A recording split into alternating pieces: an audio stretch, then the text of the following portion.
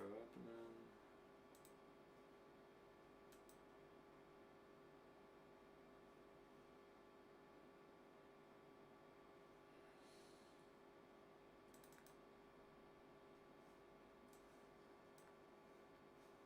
Cool.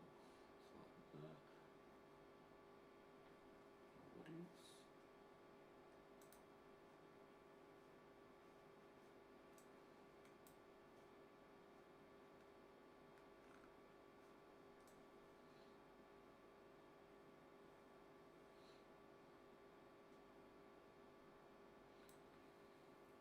Anyone in here? I don't know if it's 1, 2.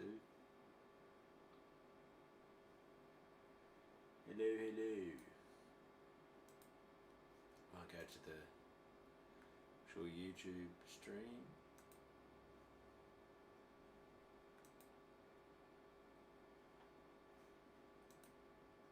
Got one person saying.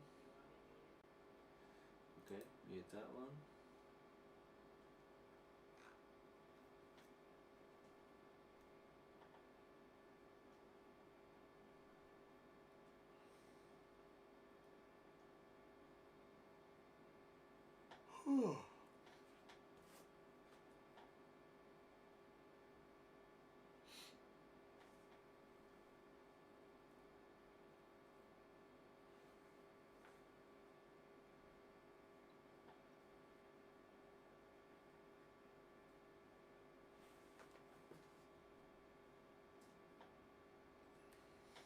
The time is now 3:02, so I'll do an hour today.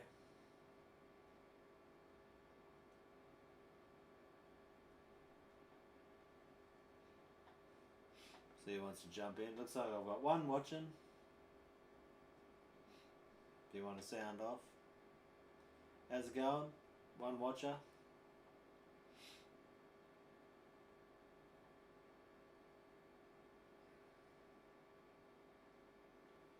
See if I click on this one, will that come up? Yep, sweet. Get my...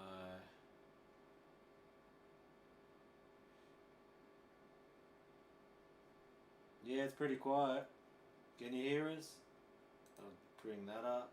Yeah, my mic's working, so it's okay. You can hear that alright?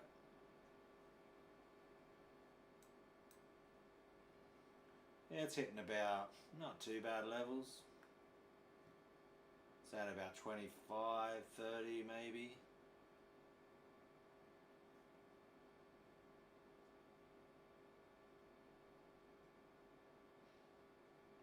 Yeah, that level's okay too.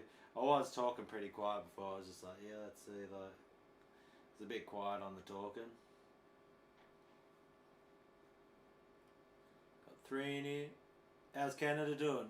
Cold? What's your weather like there? It's summer in Australia now, so I got shorts and shirt. It's freaking red hot. But if anyone wants to plug in their guitar and because I was going to work on the video, so I've got a little idea happening here.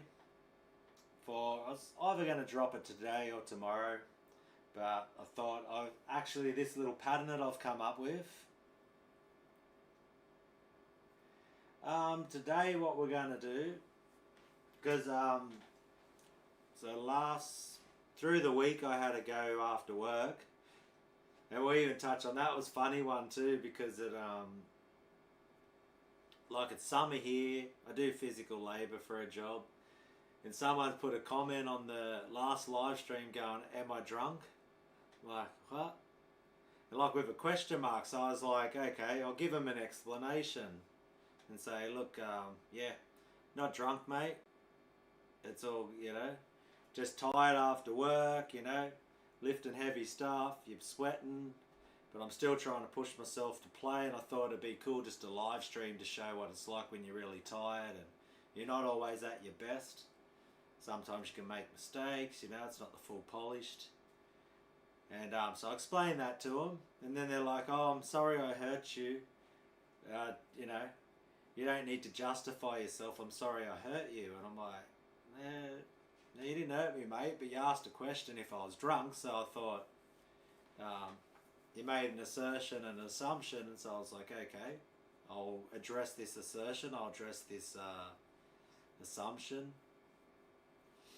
Yeah, I've gone pretty lucky. Now, if he thinks I'm drunk, that's all cool.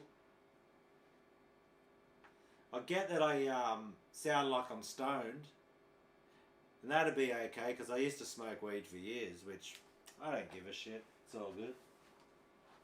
But what I got today, but yeah, a funny one too that happened, because the last live stream too, someone mentioned it was Jimmy Page's birthday that day. So I started playing Stairway to Heaven, and frickin' I got a copyright strike for actually playing Stairway to Heaven. So that's very interesting to see what type of software they've got that recognises that. That's pretty cool. But what I've got now, if anyone wants to have a go with me and preview of the next YouTube lesson, but I thought, why not? Whoever wants to be in the live stream with me, grab your guitar, plug in, and I come up with a little lick thing. So what I can do actually is, I'll show you this one. We go like that, and now we've got the tablature. If you want me to make it wider, I can. I wonder if I go 200%, will it all fit in? Yeah. Just fits in. And I've done it in 16th notes, so it's even at 85 BPM. So I suppose it's really at 170 in 8th notes. And this one, what it sounds like.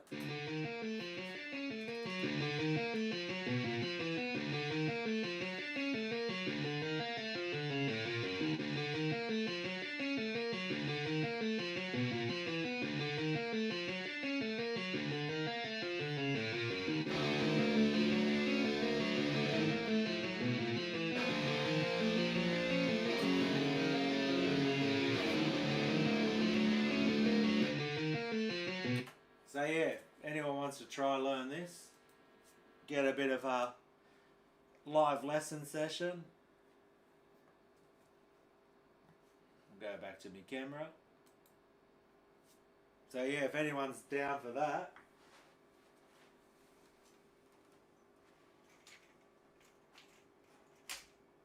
I thought, why not? This is going to be, thinking it's going to be the next vid, where it'll just be like this, like a tablature that I just put on the screen, and yeah.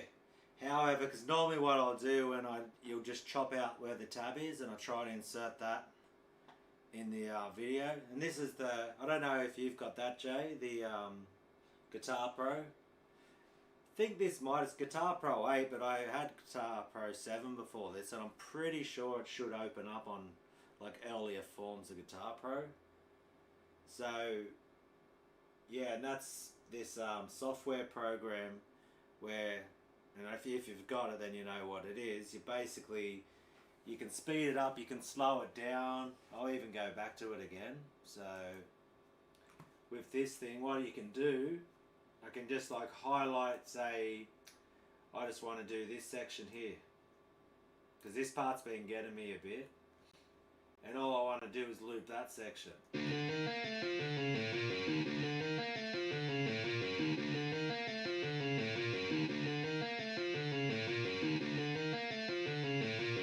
So that's cool. You can just like highlight a section, because it's pretty much like, you can see there, it's got the groups of the 4s, 12s, you know, same with whichever section. And then what you can also do with Guitar Pro, you just come here. I'll close that for now. Get rid of this. And you can come here and you can either speed it up like that, so we could, hundreds actually messing me up, which I suppose it'd be like 200 BPM 16th notes. Enter that in. So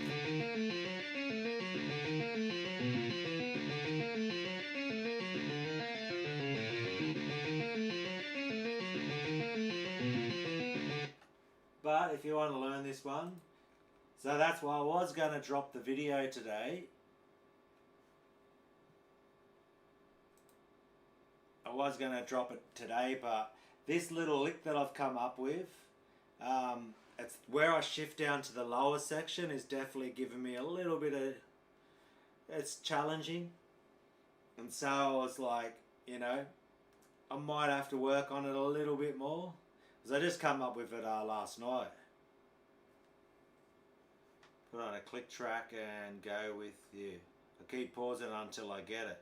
So what I can do if you really want, Jay, and could you hear that playing out when I was playing back the screen? You could hear that playing out fine? Because if you want, I'll just slow the BPM down for you. We'll even go to like 50. And then it'll be...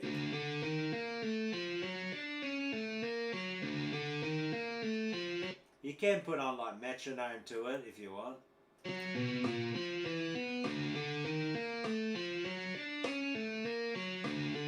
you want, there's a bit of a click.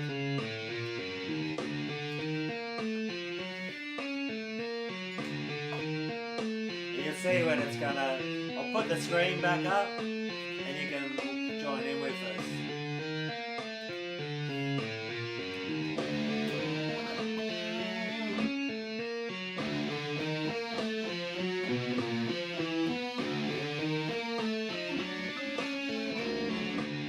That last section keeps good.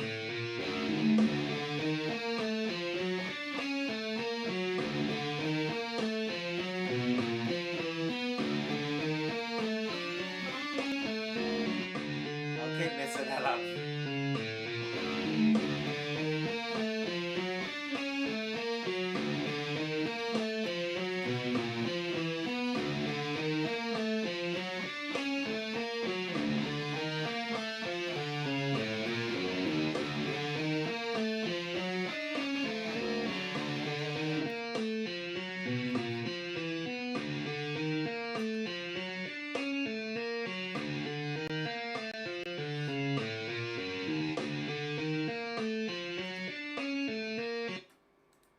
So yeah, you got that. Yeah, you go at 50 first. Do you want to just keep that looping then?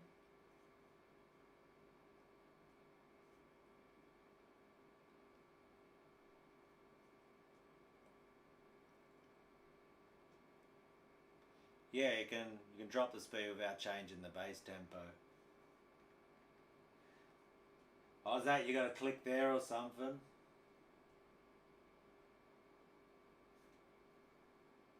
But yeah. So let me know, yeah, if you're ready to go, Jay. I'll light it up for you and tell me if you can hear it good enough, and then we'll increase it up. I'm about, I think even slower, mess it up. So.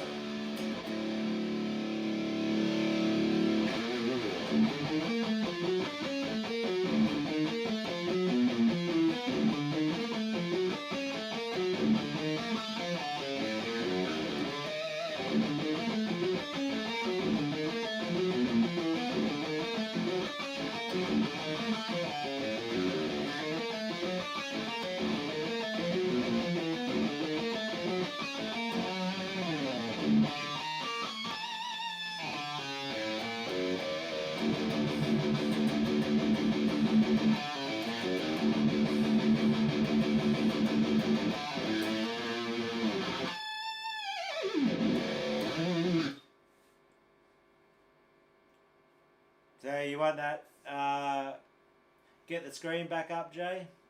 So if anyone wants to join in with this one, I thought we'll do a,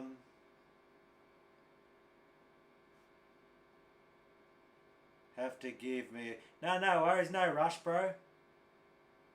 No, I don't have a Songster account.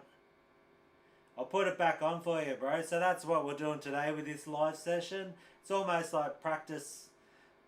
I'm working on this little piece. I was trying to get it ready for the vid and I'm struggling a little.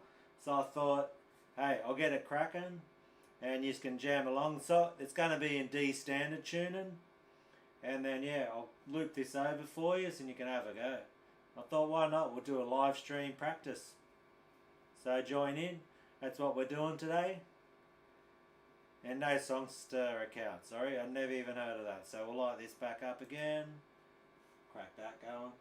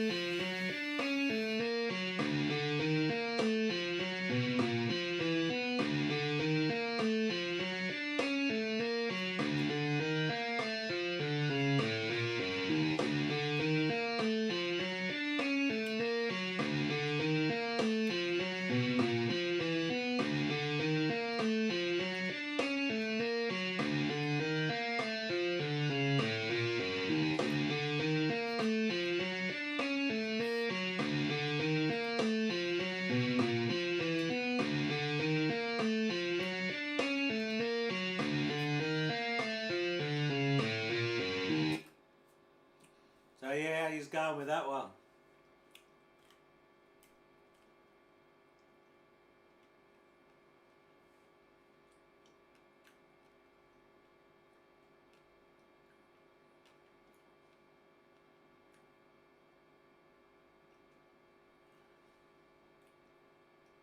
So if you're just joining the live stream now, so it's a little pattern I'm going to work on. I just wrote it last night, threw it into Guitar Pro 8, and then we're doing a live stream lesson. Little thing I'm working on.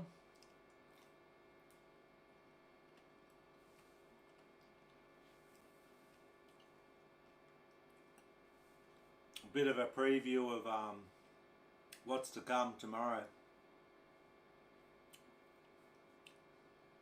And if you want to join along, we're in D standard.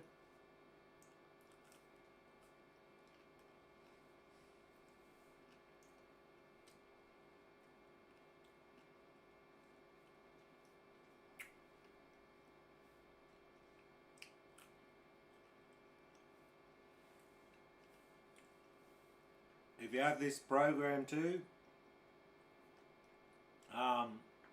through my Patreon,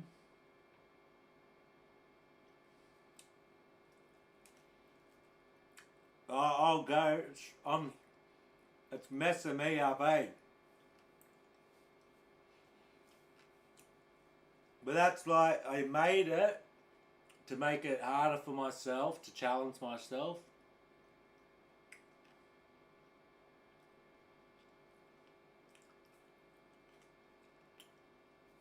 I'm trying to get it at 100 BPM.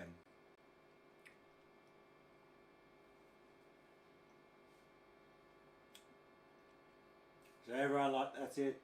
Even without it going, just try to get the pattern. And you'll see how it, where it repeats, where it starts. It's basically 12 notes, and then you can see it does that low E. Goes through 12 notes, there's the low E. Or the low D, because it's in D standard.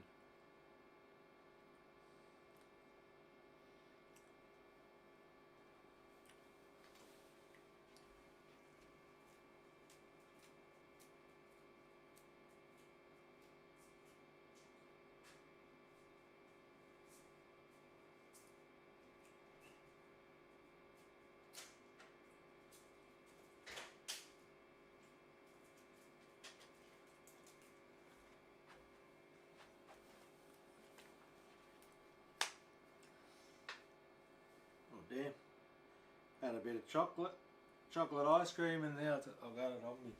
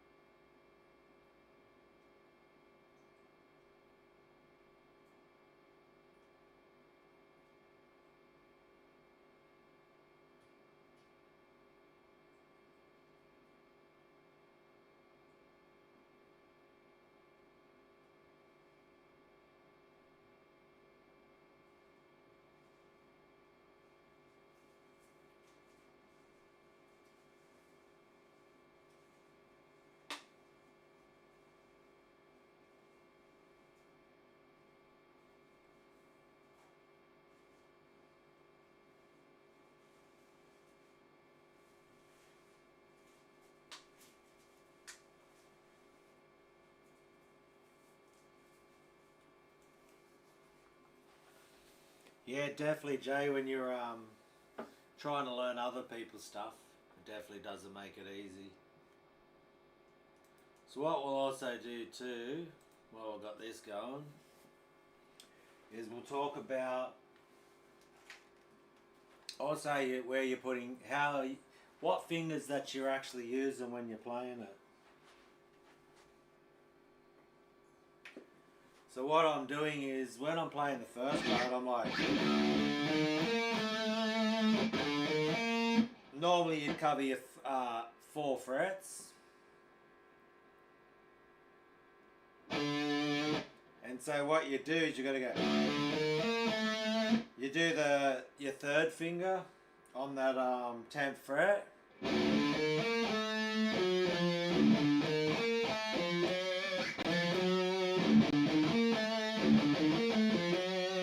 so you can do the 10, 9, 10, 11.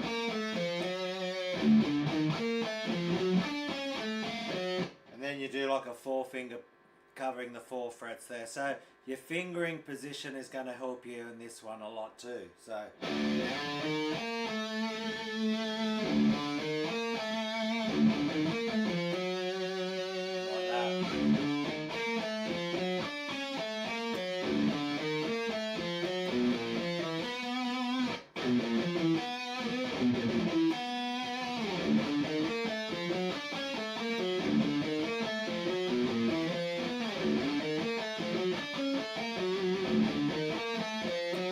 that part, I've got to jump back down there. So I had the idea to put that in there, so I had to jump down to here.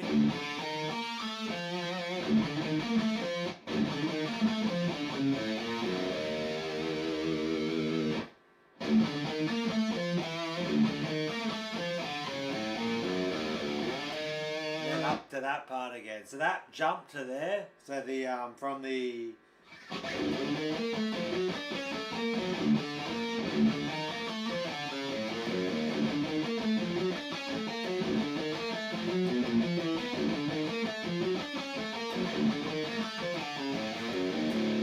and then I had the idea, yeah, definitely I'm feeling a bit of a Slayer vibe, eh? I think if I speed it up too much, it sort of loses that Slayer vibe. I'm trying to be like...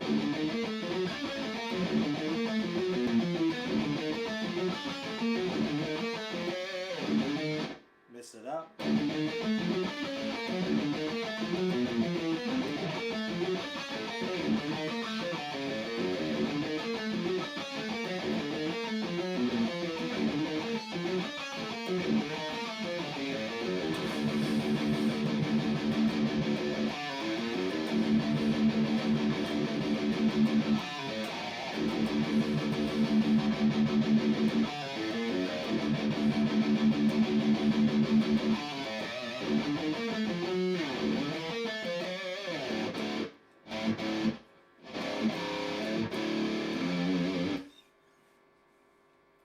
So anyone else having a go with us? Yeah, and that's the part I'm trying to get this down a bit tighter. I don't know if I should try play it super fast or just this tempo like a...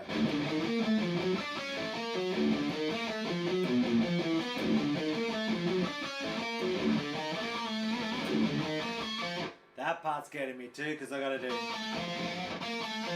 your pinky, that one.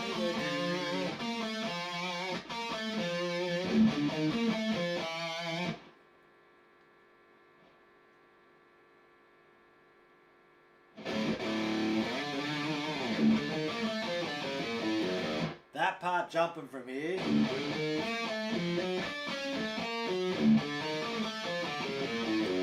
That's why I didn't drop the video and try record today because I'm struggling to get the that part because I just come up with it last night and I thought because normally I'd always stay around this area when I to make it easy and just be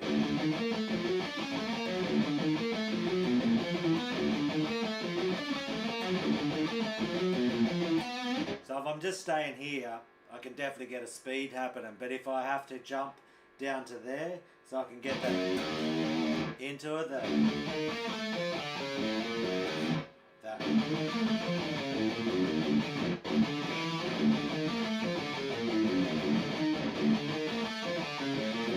That part.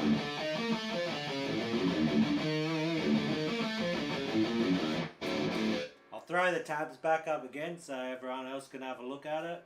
If you got your guitar, grab it. You can do it in any tuning you want to. Like this is in D standard if you want it to sound like what I'm doing. But we'll throw the tabs back up so anyone else watching you can get an idea of what I'm playing.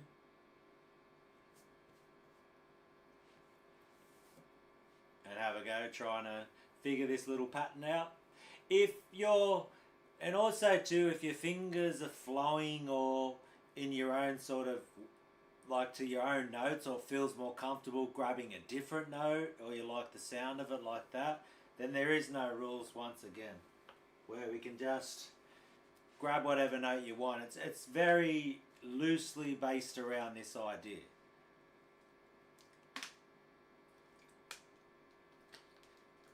And what I've done is and you'll see that if you look at the notes of this one, it's the repeating pattern of 16 notes, 3 bars. So it's in 16th notes, it's just a 3 bar, 16 notes per bar. If you did in 8th notes, it's just going to end up being 6 bars with 8 notes per bar. Yeah, E doesn't matter. And once again, like I said, if you're sort of flowing or you want to grab a different note or whatever, it's you know.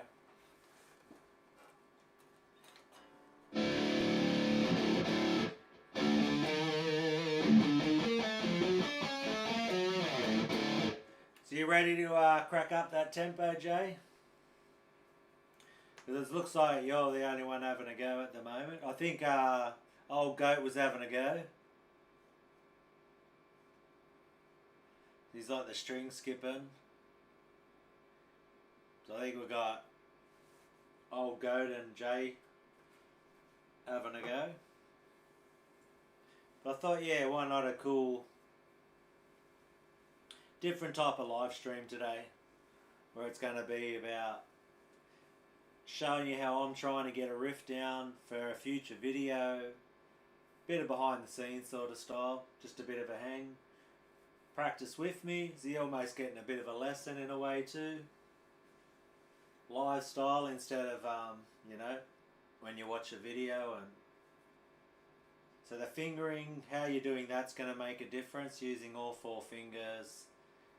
The first part of it starts off over 5 frets, so you sort of got to jump, use that 3rd finger to get yourself ready for the 10 and 11 of the first 8 notes. So the first 8 notes, when you get to the 10 on the tab, so when you get to this note, you want to grab that with your 3rd finger right there, and then grab this with your 3 and your 4. Sweet. At least you're having a go, old Goat.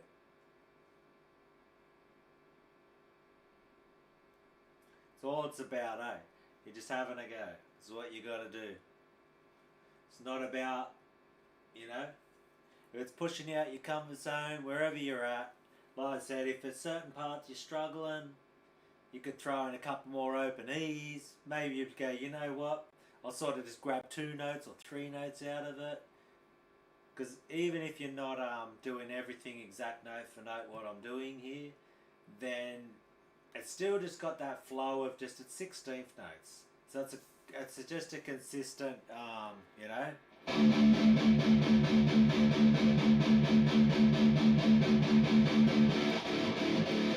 Yeah, you feeling the heat? I've got my AC running. I can't wait to get my electricity bill, but bugger it. All the people on the in the northern hemisphere are like, heat, what the hell are you talking about? My pipes are freezing and there's snow and ice. So we're going to crack up the tempo a little bit now. Okay, what do you reckon, Jay? You want to go in 10s? Or crack it straight up to 70? You feeling adventurous? I reckon you got 70 in you. Hey, what's going on? Do you like bloody numlock? There we go. Let's crack it up a bit. Okay, I'm going to start there. If you don't get it, normally I'll let it roll and then we'll just... Okay, we're going to do now 70. If you need it louder, let me know. We'll see how we go.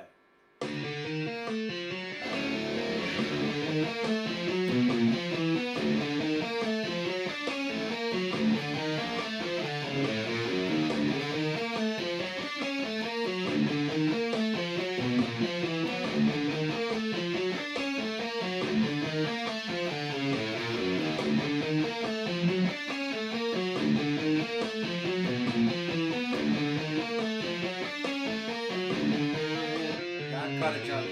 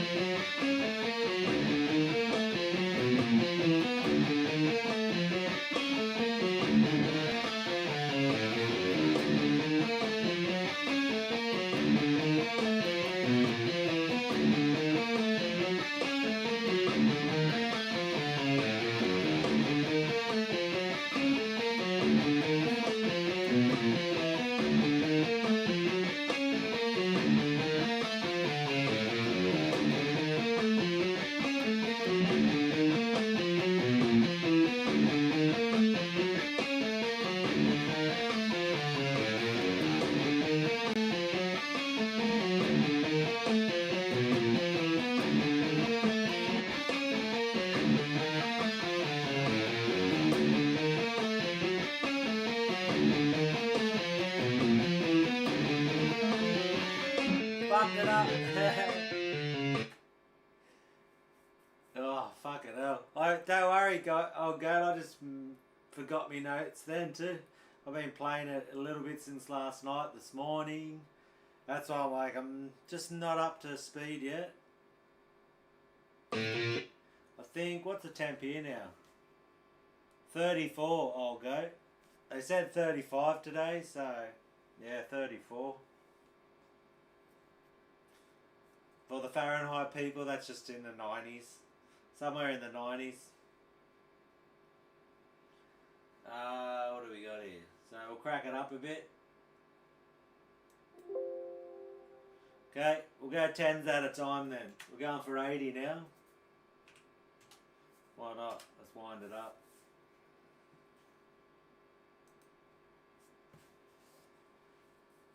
And when you're just remembering it, I'll go. Just see you've got the first section. It repeats itself. So we just got that. The first part starts off with. Break it down into that one. The first 7 notes it would be. 1, 2, 3, 4, 5, 6, 7. Then the second section is. That's how I'm doing it. So I'll even come back to you so you can see me mug.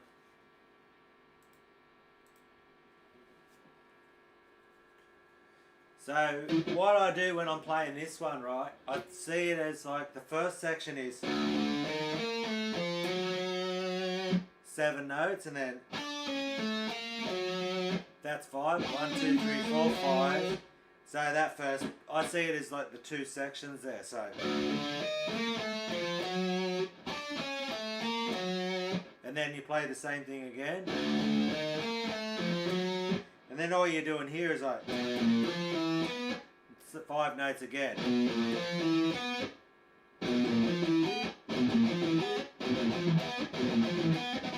And then you play it again. That's the same part from the very beginning. And then this part's what keeps messing up my brain is when I have to jump down here.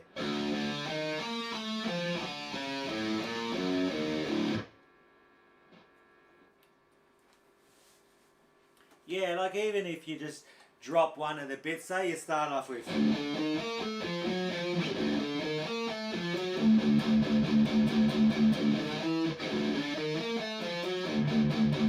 2, 3, 4, 1, 2, 3, 4.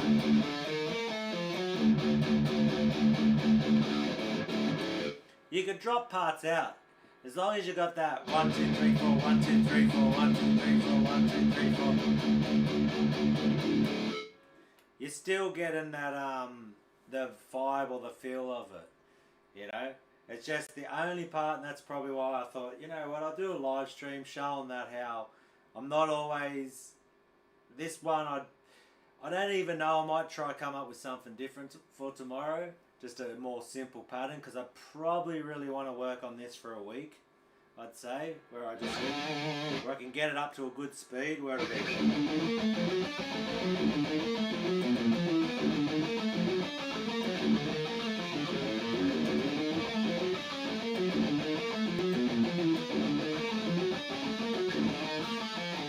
That part here.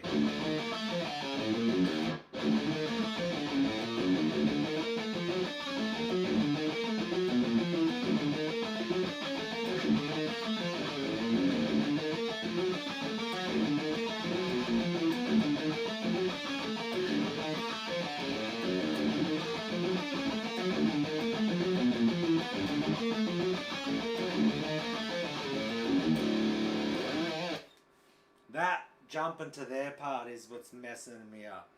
And I want it cleaner too. So, yeah, but I think we're in 80. We'll have a go there.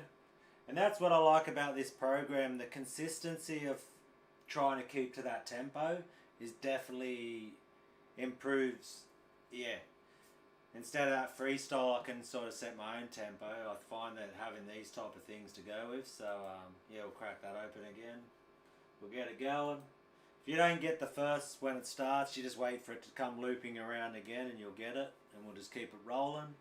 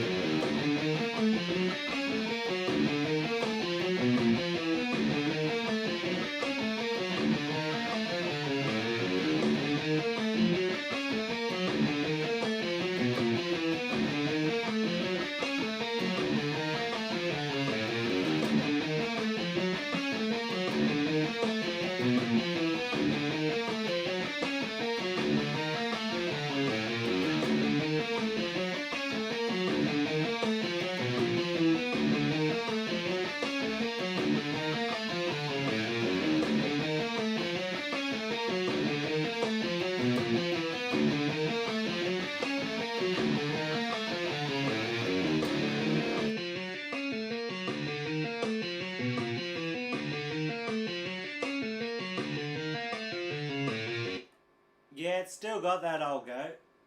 I don't know how to set that up, but I'm pretty much just wanting to increase it. Just do it like this. Have it looping at a consistent tempo.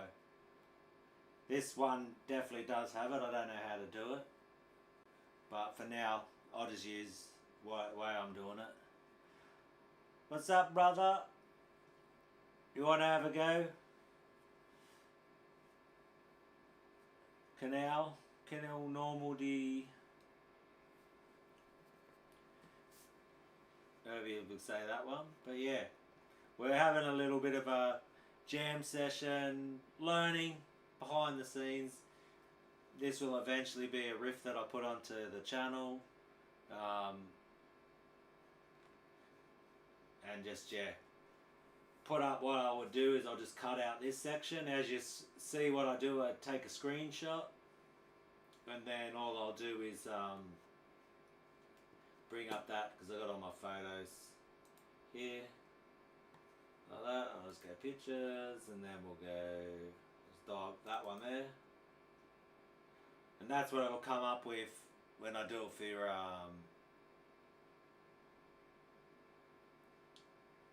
so yeah, this one here, and that's what I'll do like on the YouTube video. I'll cut it out like that from a screenshot, and then I'll go to my video editor and we just lay that in the screen. I'll probably chop off a bit more of the white, and that's what you normally would see when I drop a video. But yeah, and if you wanted to, like I said, we could even go to that while we're here. Why not have a little bit of a plug-a-roo. So go like that. Which has been working. I thought, why not, you know. So basically for this is in US dollars. So for $2 a month, I think it's like $3.50 Australian, but we'll just think about it in US dollars. And then, so what I've done, this pattern that we're working on now, there's the Guitar Pro file there. So Guitar Pro file right here. And if you click on any of them, that was me working on it last night. Down picking, that was from that one. You've got the Guitar Pro file there, which is something I want to try to, and you know, I'm saying for 50 cents a week, I think, you know, if people are interested in this type of stuff, I think it's decent value. Hey, if people don't think it's good value, I'd like to know that too. But man, 50 cents in this world for all of this, like, you got tabs of different riffs, and maybe I'll put some audio files with each tab example so people can listen to the audio to know what the riff's meant to sound like. That would probably be a better idea. So, but as you can see, like, this just keeps drum tracks, more drum tracks. We've got the old, remember this one, brutal diagonals. We've got strength and coordination exercises. We can open that up. You know, load more of them. Just keeps going. Harmonic minor scales, string skipping patterns, more drums, tremolo picking with a Guitar Pro 8 file, more scales. We've got diminished arpeggios. So all of this stuff. What's this one? It'll be a riff or a lick. I'm thinking of, I'll get out of that one there. Out of that one, out of that one. I'm thinking just do it as a, we'll see. So I'll go back to my OBS. And maybe you can give us some ideas on that one too. So I'm thinking more of just having this pattern as the lesson, just to get people's fingers working. Should I then incorporate it? Because I also had the idea of, you know,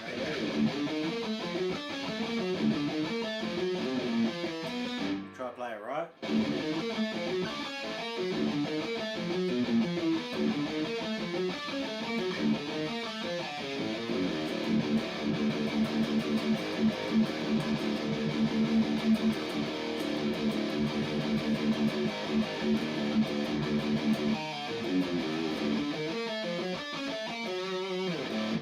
to get it into that. So should I mix into it? But I thought for the lesson more just have a...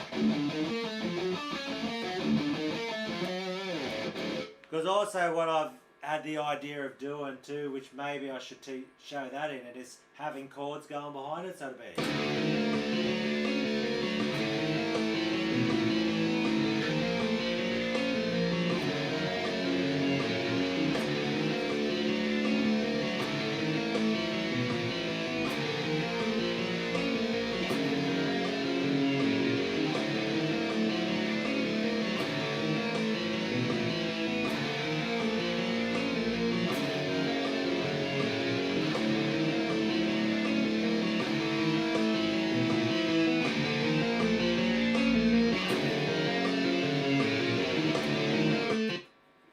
That was also an idea too, is like how you can have chords going.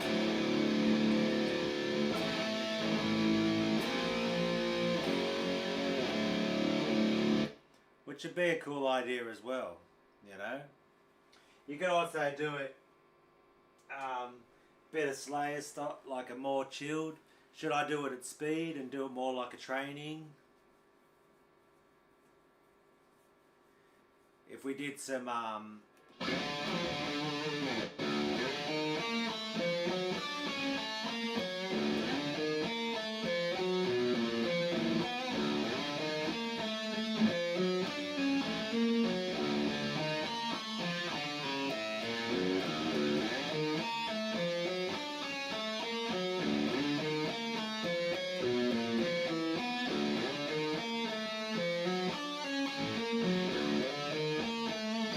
jumped out of there, but doing it slow. It's a one-time fee. You just buy the program and that's it. Once you got the program, I think it's like, I'll open it up for you. Really cool, like it's such a cool training tool.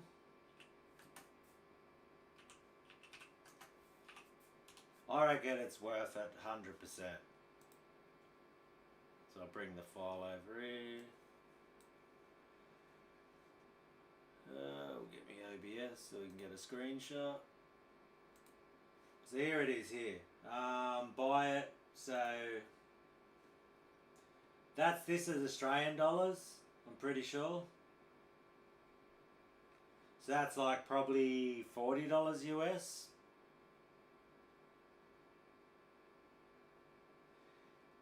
Yeah, you want lifetime Guitar Pro 8 license, one-time payment, you know. And I don't get paid to sell this shit either. I'm not that pro YouTuber where I'm doing affiliate links or any of that sort of shit. There's even a free trial. Look at that. Don't know how long that lasts, but if you can try a free trial if you want. Free e-book guitar, gift included. I don't remember getting that.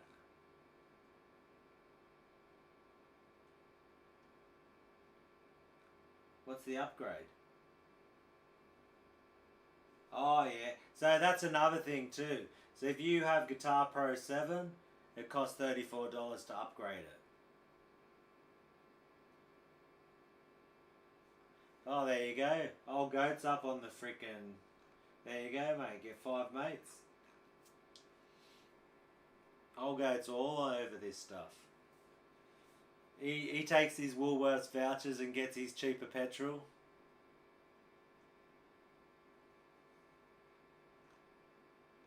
Okay, you can't save. There you go. But yeah, that's it there. So, it's such a cool program. I reckon it's really worth it. And they do have, like, if you want to open up something. I would open it there. Oh, if I go new. New it at, not that one, when you actually open up the whole program. Here, go away, mate.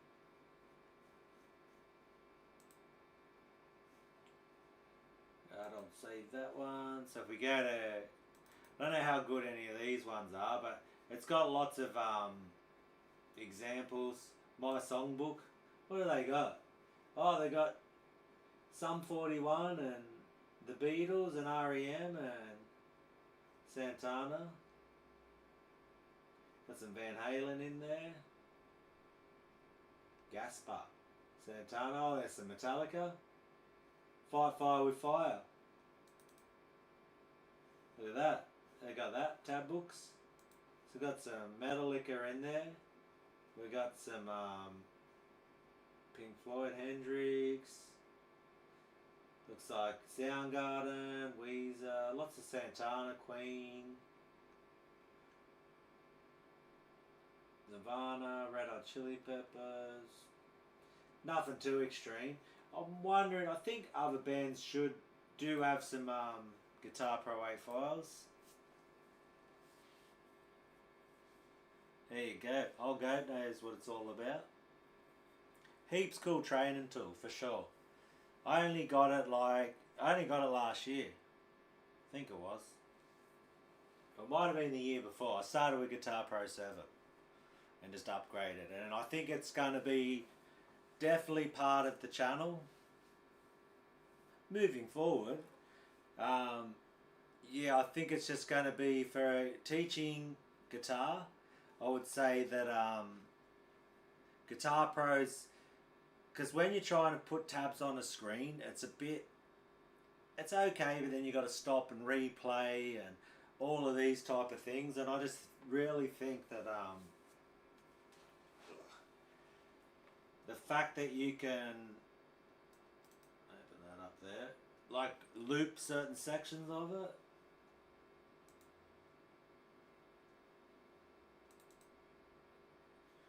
Like if I open this back to here, so the fact you can like just go on, say like this first 7 note section, right, is you highlight that part. Say that part's just, you want to learn that, right? You can slow it right down. Oh, we can do this too, so we'll get rid of that. Then we can go right down, even nice and slow. Okay, and you just want to loop this first little section here, like that. Up to, I think it's up to there, yeah. And then,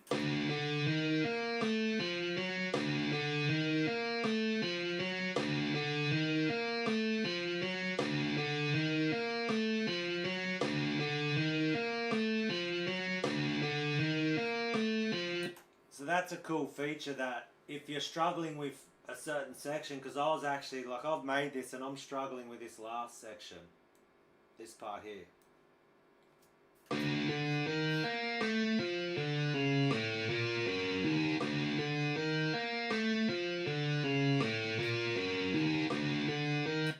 So that's what I'll do with this. I'll loop it over just on that section. I'll try to get it, and then once I'm, you know, a bit better or feeling better, my goal is 100. Yeah, if we start from the beginning of that one.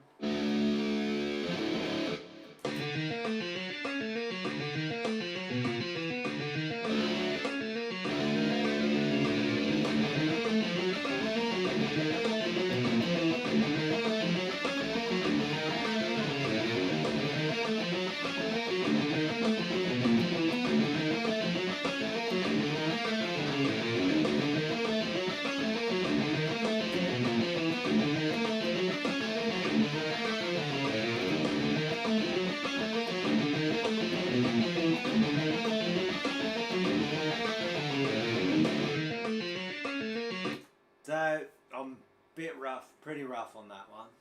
So yeah.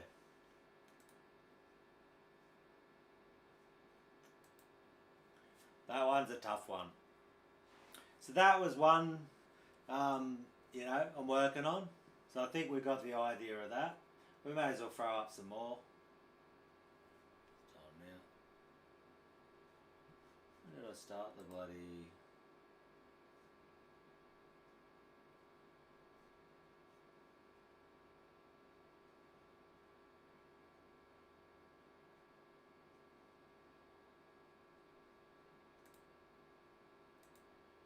Okay, we'll grab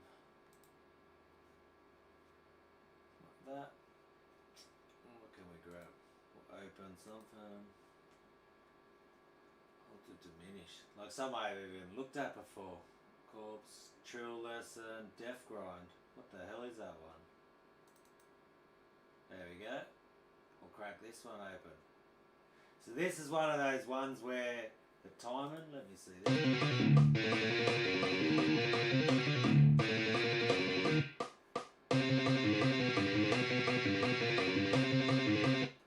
Okay, turn off the metronome.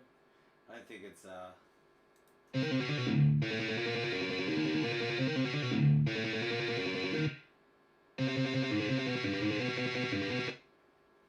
no, we won't use that one. But it could even I'll try a different one. Open one. What else we got?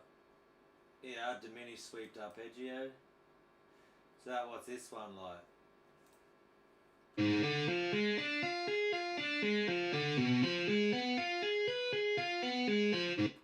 We'll slow that down. I'll open up the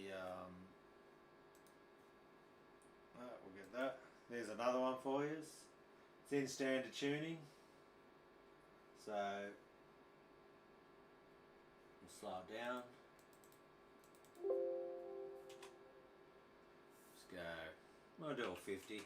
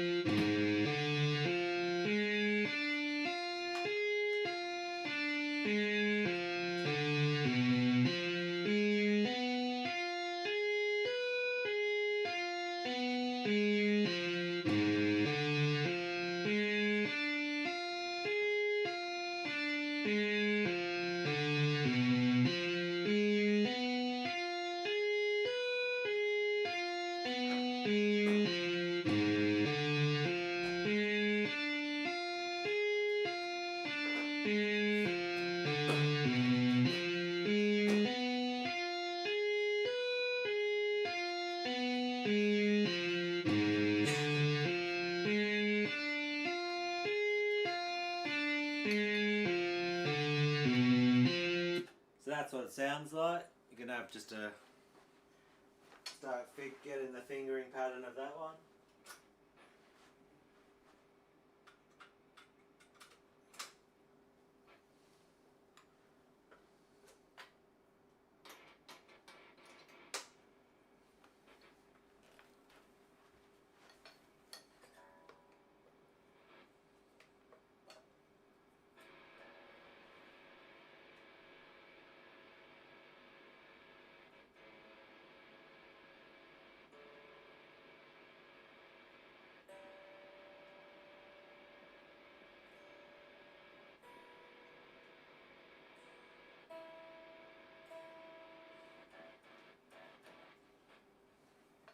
And that's what that diminished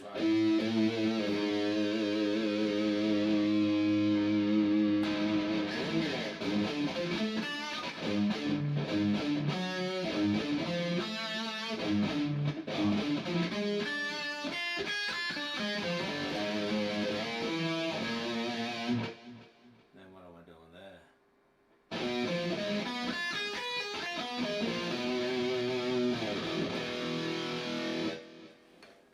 First one starting on the floor.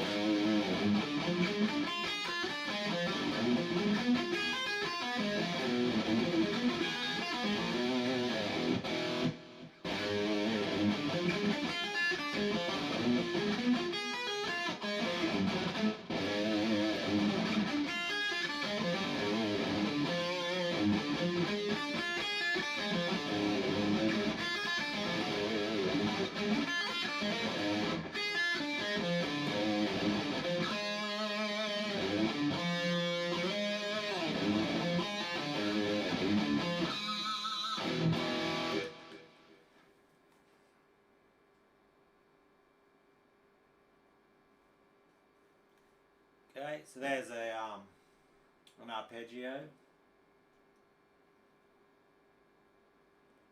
And if we go to that one, so that's one that I got that from a sweep pattern, which But you can move them around anywhere.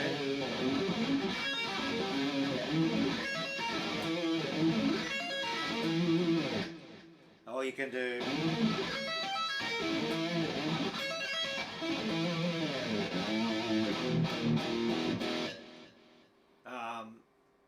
yeah, sweeps. I'm not the best at my sweep picking again, but even when you can't, there's things you can't really do that well, you can still use them as inspiration, because that whole we take, which would move the same pattern down to here,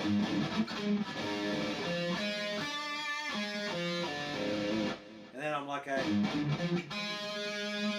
measure note here, and that's where I come up with that pattern from.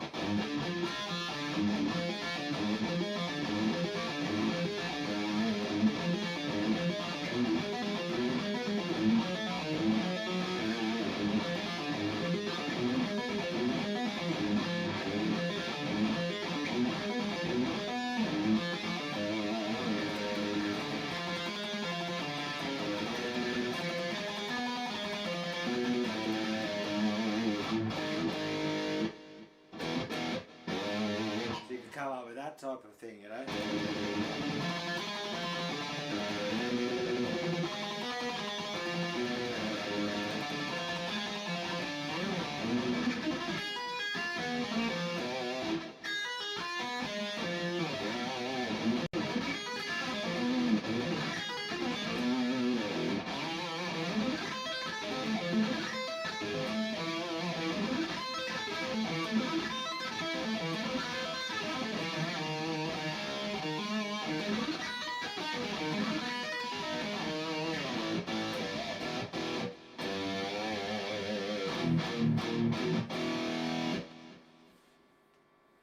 So yeah, it's another cool pattern right there.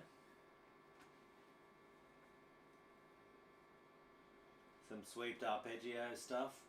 My sweep picking, yeah, it's okay. I think too there was someone who was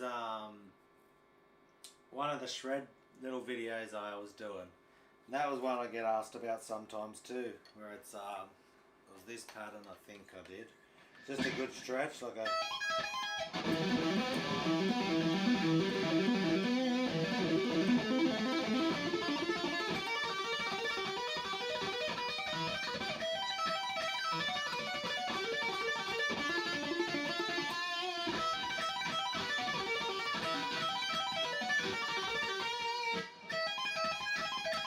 it must have been a 50.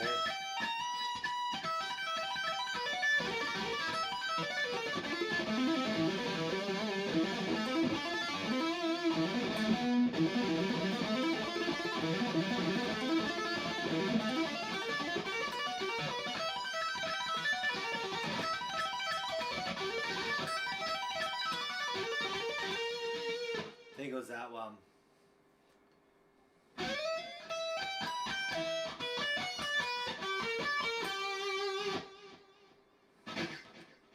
So let me know if you just want to learn that one.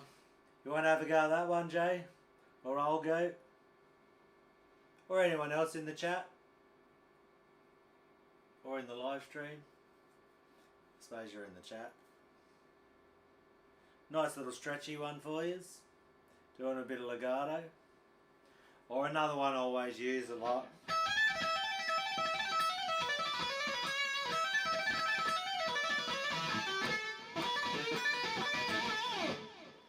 It's a bloody noise gate. Cutting me out too much.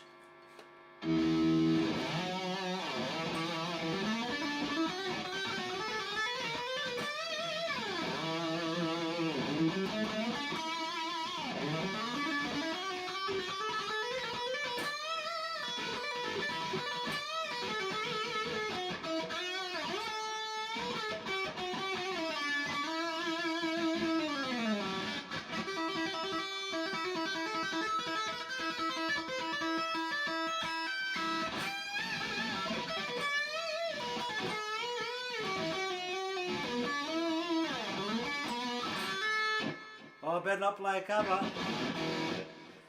Anything, they'll hear it.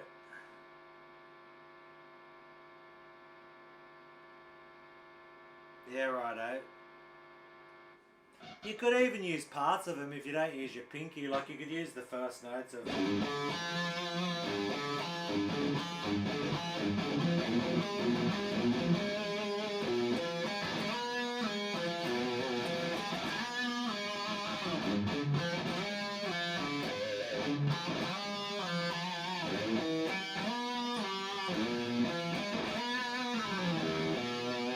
That's how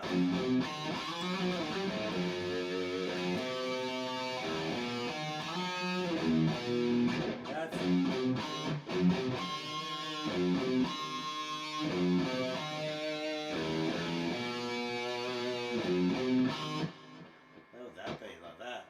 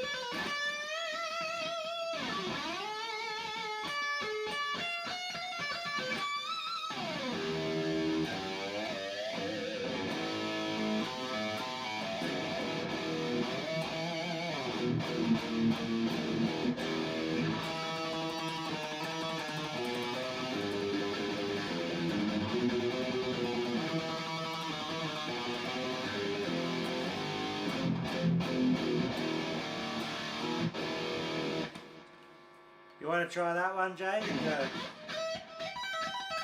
Or anyone watching?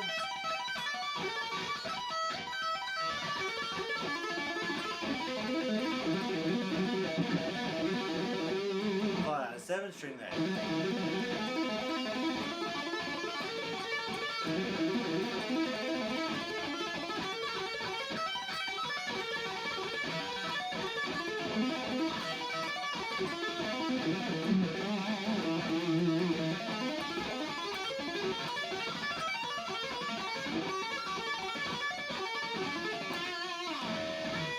A bit old Satriani though.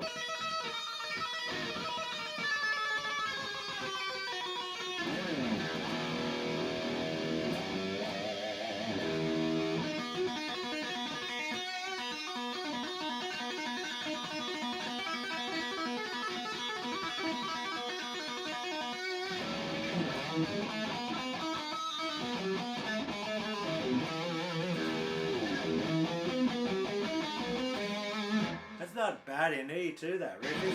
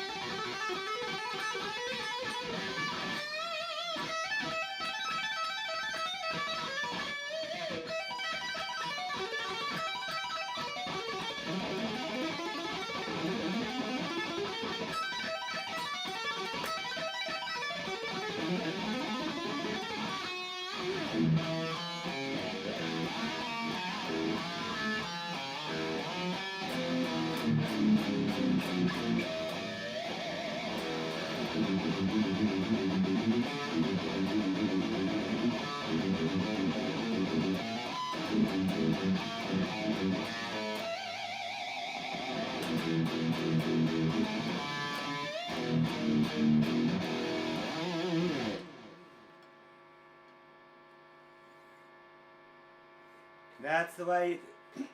That's the way you have to do it, eh? There's definitely no rules like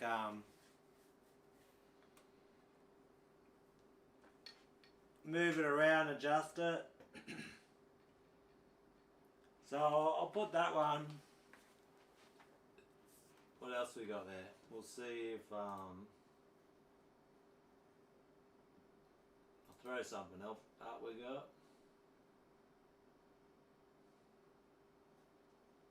What's that one look like? There we go, down pick and train them. See what that sounds like.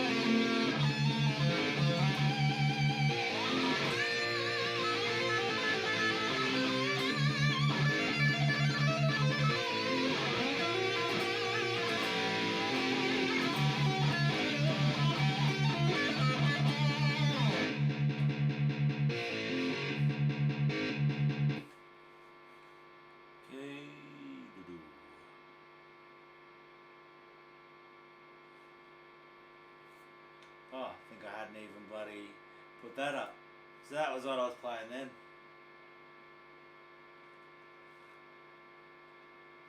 thought I had that up. That's another thing. I don't think I dropped that on the channel.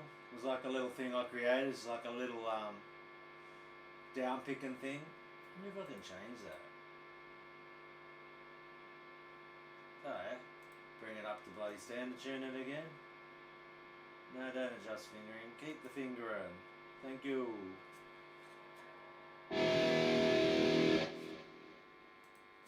Get me delay off.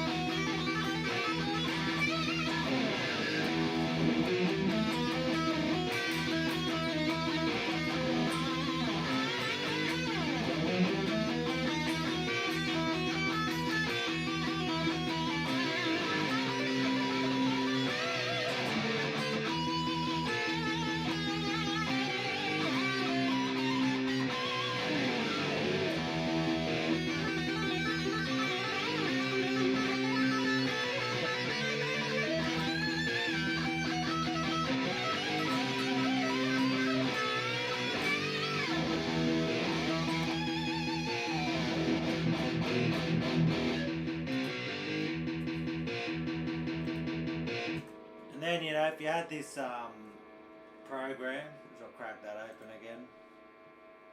You know, we come here. You go, know what? Let's crack it up 190. Let me delay it.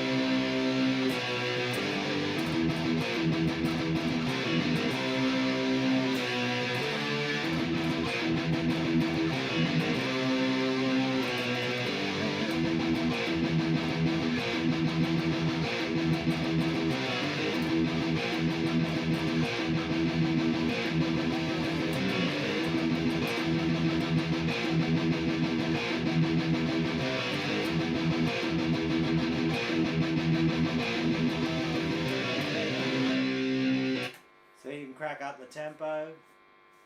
Even a cool thing you can do is, I think it was open one. What was here? Puppets. So that was another one. I just took the puppets riff, you know. Get that cracking. What's that at 200? Turn that off. You know, and everyone knows this part of puppets. I did that in the last one. So you take this one. I got it in D, so I'll put it in E. Put it in standard tuning, keep the finger in, thank you. So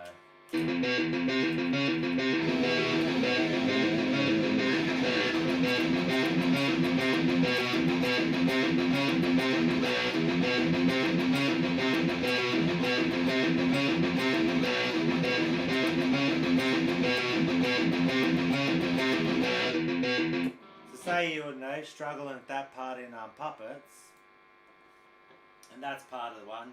Yeah, you could just, and instead of having to go back and keep repeating the CD and all that sort of stuff, get something like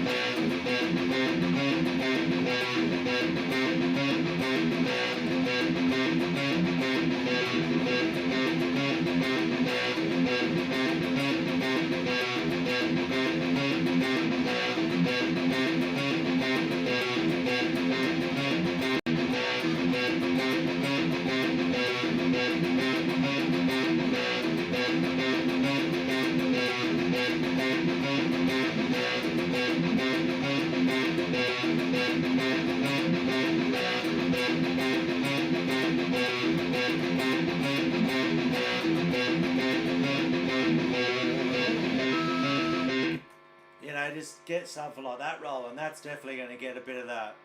You're going to get a bit of that arm pump and see if you can roll with it or not, you know. So definitely a cool program. And yeah, I'm probably going to definitely in future videos I'm going to be encouraging a lot more of that. If people want to progress their playing, I would say it's just such a cool tool. And then what I can do, like I said, I think that's fair thing to do is like I can create lesson plans type of thing, and you pretty much can get weekly lessons off me for 50 cents if you have that program, and you can slow it down, you can do all those type of things. So let me know in the chats what you think about that. Is that a good idea for the channel to encourage this type of program, to encourage 50 cents a week?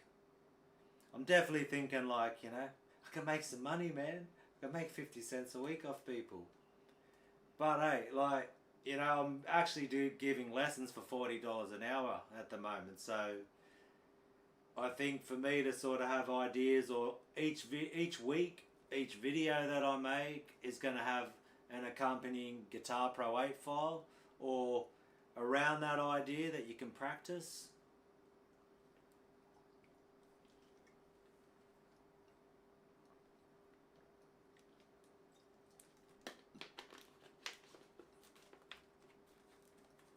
And yes, that's spring water. For the French dude. It's summer, mate. You drink water in summer. She might go grab another one. But yeah, let me know, the 4 people I got in the chat, if you think that's a cool idea to incorporate that into the channel. This idea of, you know, I think it works a lot better than just the tabs on the screen. If people think that's, yeah, just an idea. And I've got some people have signed up for it, so why not? As I'm growing the channel, I think that's not a bad idea. They even tell you on the Patreon start at $5. But I went, you know what? If I can get enough people at $2, that's cool too. You know? Or just one, or whatever. It's up to the people. If they can find value in it, I still think it's a decent idea. And yeah, and I'm definitely not getting paid to sell guitar. Well, old Goat knows all about the Guitar Pro. I think it's such a cool training tool. I've only recently got onto it, and I just think, if you just sit here jamming our go, you know, it's cool, but having that thing that's going to make it go.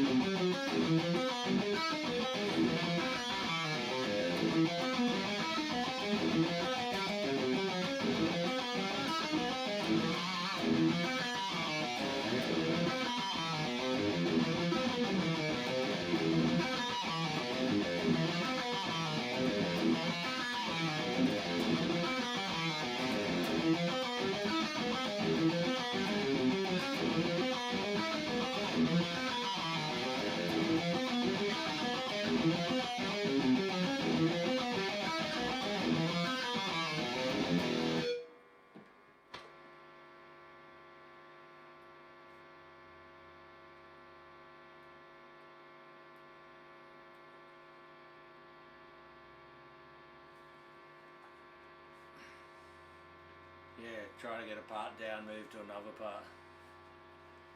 Yeah, they definitely take me a long time too, which is another reason I thought, you know what, I'll do a live stream of this riff that I've showed you. We're trying to learn how the process works, because I think a lot of the time you'll see people, you know, you'll throw up a video and I'm been working on something for a week, or a pattern that I know really well, and I'm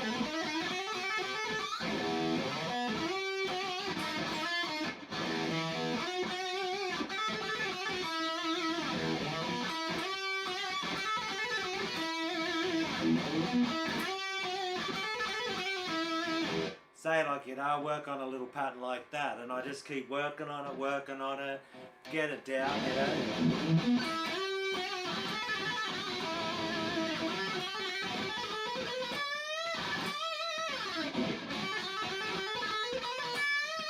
Like that run I've worked on a lot, you know that.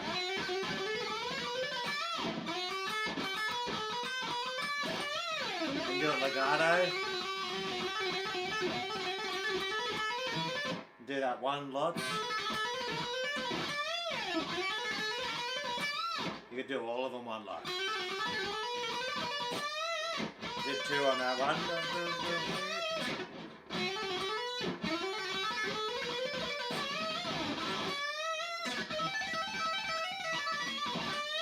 And even that one there.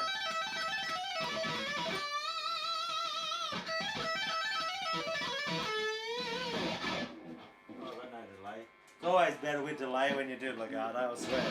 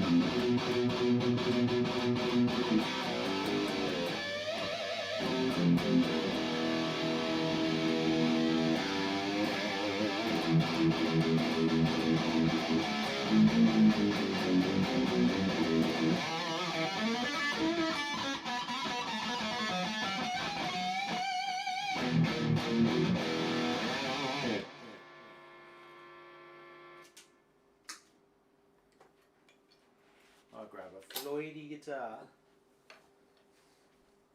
and some water.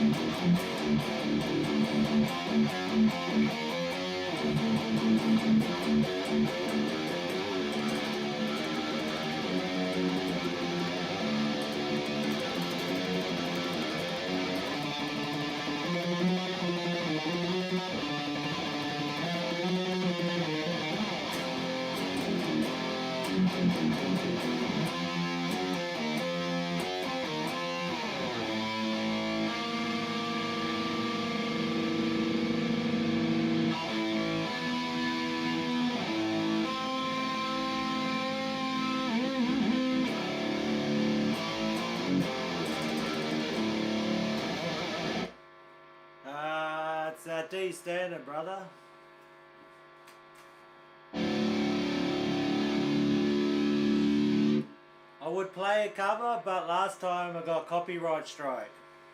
So, I'm sort of like, eh.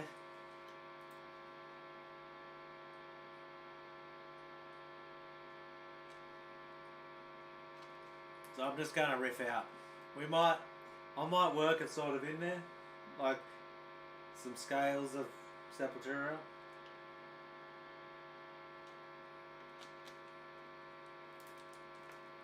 There you go, Frenchie. There you know, mate. Ice cold spring water, buddy. It's what people do when it's 90 degrees, mate.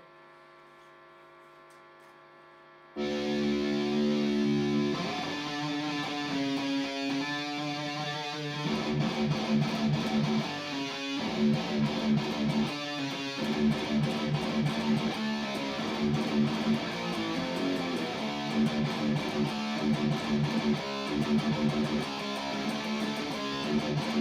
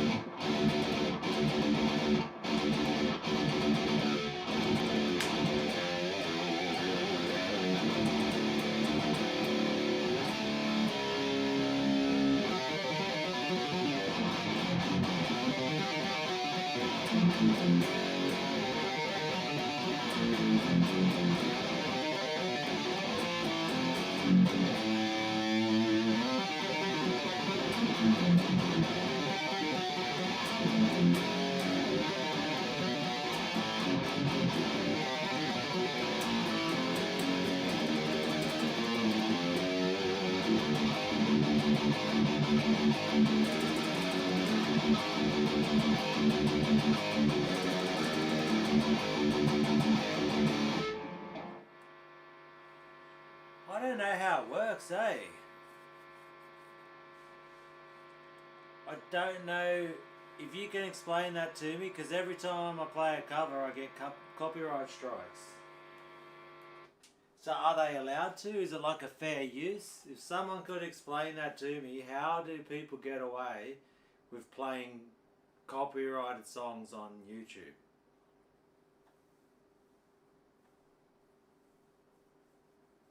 Because I don't know how they get around it. Is it like a fair use thing? So if anyone understands how this whole thing works, I think Sepultura I could probably get away with.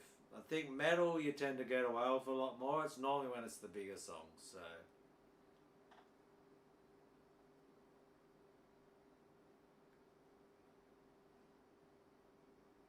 But yeah, I'm not too sure how it yeah. Because you can get them out of nowhere. That's all you even see. Like Ola, if he even like does, because he's so big, you notice if you've ever watched any of his, when he watches something, he puts different music in there because he'll get demonetized and a copyright strike. It's very strange, YouTube. But I have the last live stream I did, I got a copyright strike because I was playing covers, so we'll see. It's I think it's like a bot. I think it like runs through a thing. That's all. I got no idea, man. Another one who checks it. They picked it up.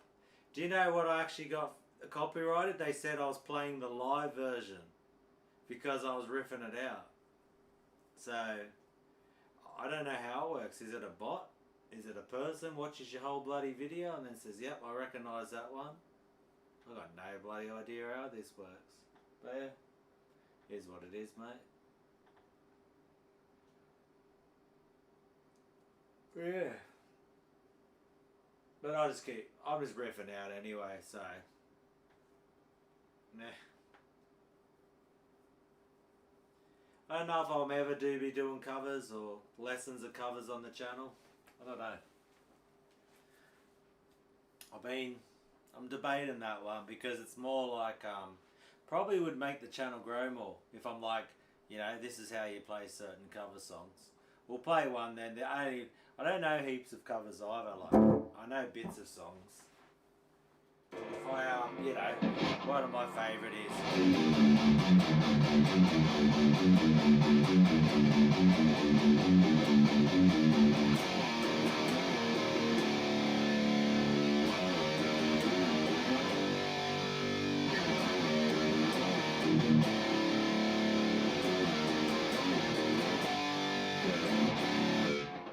So yeah, I don't know if we can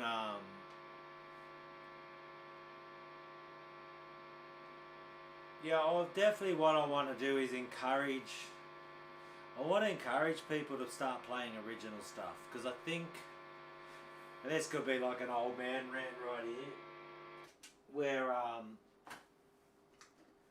think the whole, yeah, there you go, some territory. You know, each to their own. Like as they say, like what's my opinion worth anyway? At the end of the day, I'll change that amplifier. We'll give this the rest. You know, I think there's a lot of covers now. I think for someone young or just someone learning how to play, covers are definitely awesome, and there's a place for it on YouTube and all of that. But and yeah, maybe I'm wrong in all of it because it almost seems like to prove yourself as a player, you've almost got to play covers to show that you're a good player. It's like this. And I think that's more come because of the internet. And I suppose it's just whatever path you want to take. But I find that definitely it's a huge thing when it comes to playing guitars. It's like, can you play a certain song? Now, and it even gets to the point where it's like, if you really think about how many songs have been recorded, to try to play as many songs as what people would want you to play, or do you know how to play this?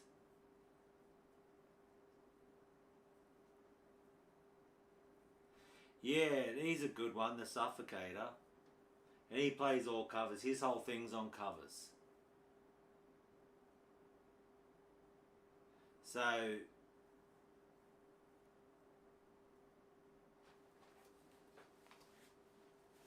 and I don't know that whole.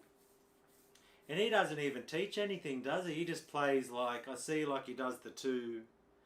It looks like he's got his son in it now. Yeah, and he's definitely doing heaps good, 130k. Because it's definitely is a way to grow your channel. I totally agree with that, 4X. Because if you can prove you can play certain songs, it's like you get respect for it. So, yeah. As you can see, it's why I'm like wondering what I should say about it, because it's almost like I'm questioning, do I want to go down that rabbit hole? Do I want to be known as a covers channel?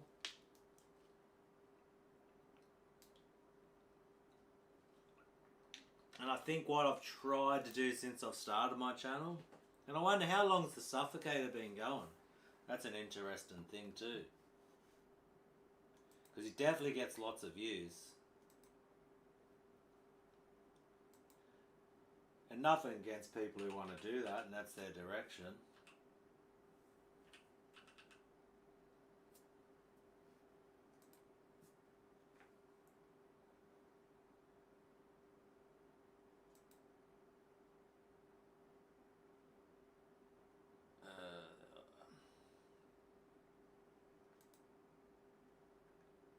Okay, he's been on here since May 2009. So he's been at this now for 15 years. You know? So I think that 208 videos in 15 years. So he hasn't gone crazy like 47k. He's doing good with his views.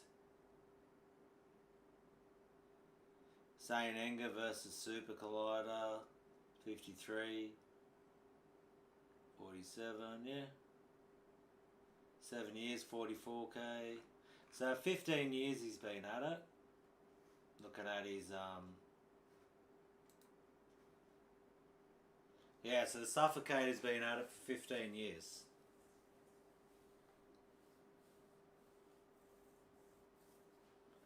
So yeah, I'm wondering if I was doing this for 15 years. I don't know. That's a big. Could I even get to 100k? I don't know. Yeah, because that current rate, I'm at 3.5 in 7 months. Yeah, say I can do I can get 1,500 subs in another 5 months. Means in 10 years I'd have 50,000 if it keeps going the way it's going. Yeah, so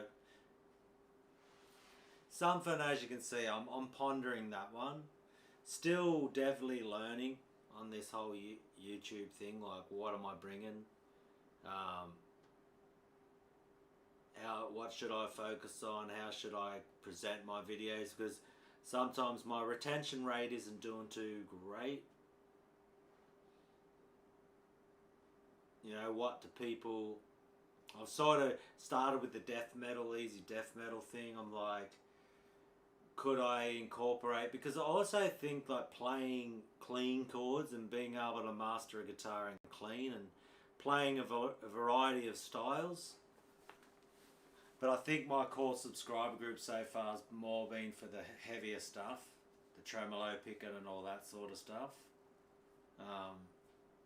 But I definitely do have like other sides of what I like to play and challenge myself with, and clean playing and, you know, clean chords and stuff like that I find very challenging too, and it's definitely something I like to do.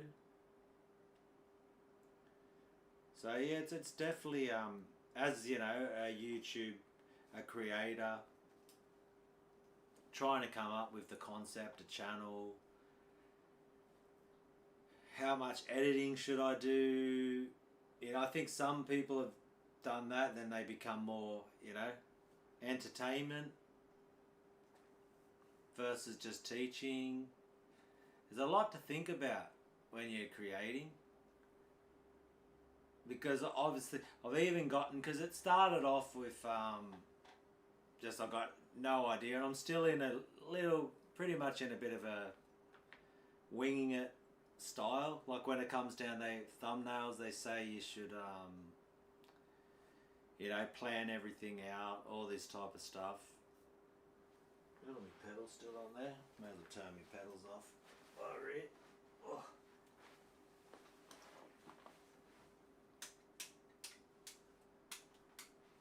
That. Save some power. But yeah, it's from the way I've been like teaching, I think, and trying to break down how, if you just break down the fundamentals, like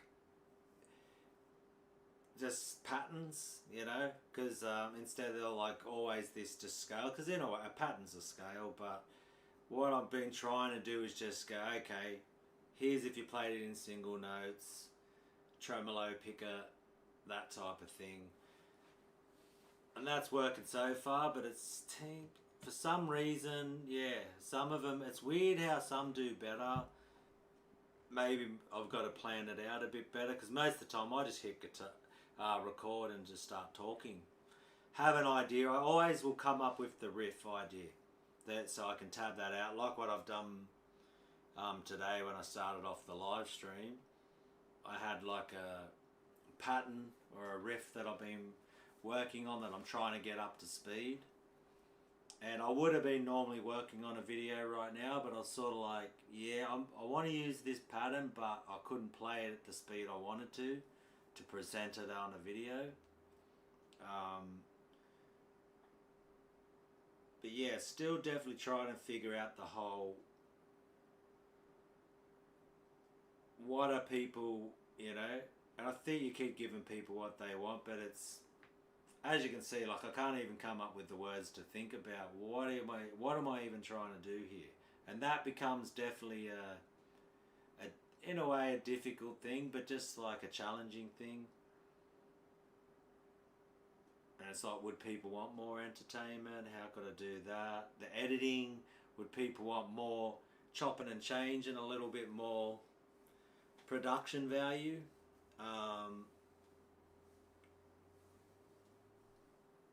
The tabs across the screen, how could I do that? Do they want them moving?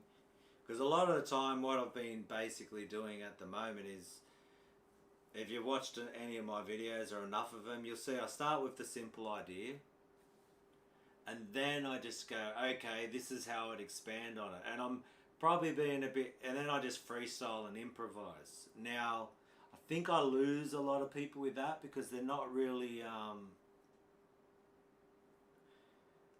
I tend to get a big drop off. Yeah, for sure, eh? The death metal crowd's definitely small. So maybe I could branch it into some thrash metal stuff. Um, yeah, I don't know what people do. I'm like, here's a clean chord one.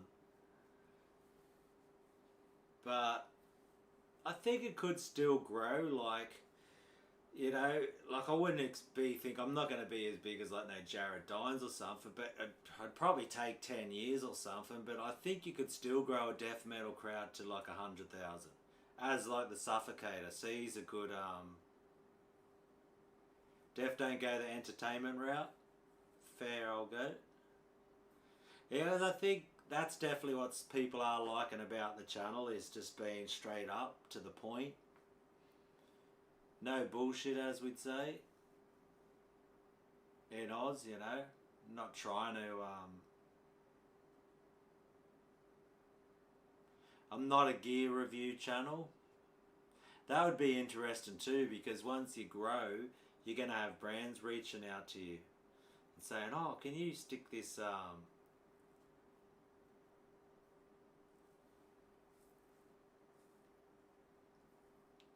If the channel grew to a point, like, and you're making money from it, then I would invest some of that back into the channel to make it more a better quality, if that is quality.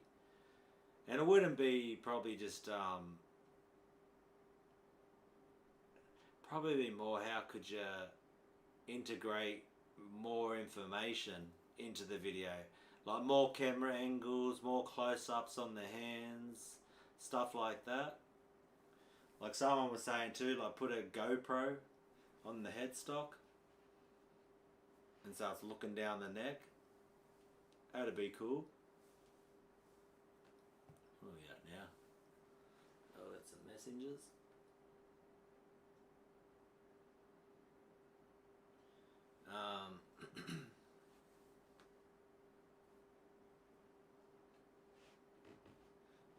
Yeah, catch. Is that 12 years? So that's a grind, isn't it? And like 100k, like, man, 100k, it's going to be a grind for sure. Mate, I'll run out of years to be alive, I think, by the time I can get to it. But hey, that's all good. That's your Malby, bloody, by the time, you know, what's that, 12 years? Fuck, mate, I'll be 60 years old. Imagine that, 60 years old, freaking still grinding out. That's if my hands still work. We'll see how we go with that one. Because I do have a medical condition that might mess my joints up by that age. And we'll see how I go with that one. That's going to be a trip. But at least, yeah. Oh, fucking hell. Mate, I'm too lazy, bro. For that shit. That dude's a beast. He definitely got some people like, he's a beast, eh, that dude.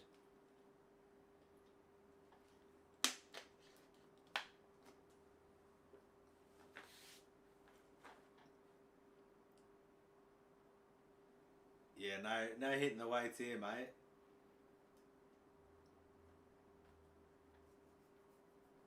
I'm the skinny YouTuber. Built like Stevie T.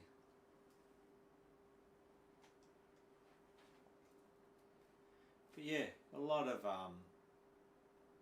be cool if you could like bring people on this live stream with me. That'd be cool. And then you're like having a conversation, like a split screen. What's that? That'd be like a podcast if you can do it with people in another place. Don't know if anyone else has got enough subscribers to go live. But you could probably bring you in from like an Instagram live and just do a stream that up there and just do like a screen capture. Maybe that works.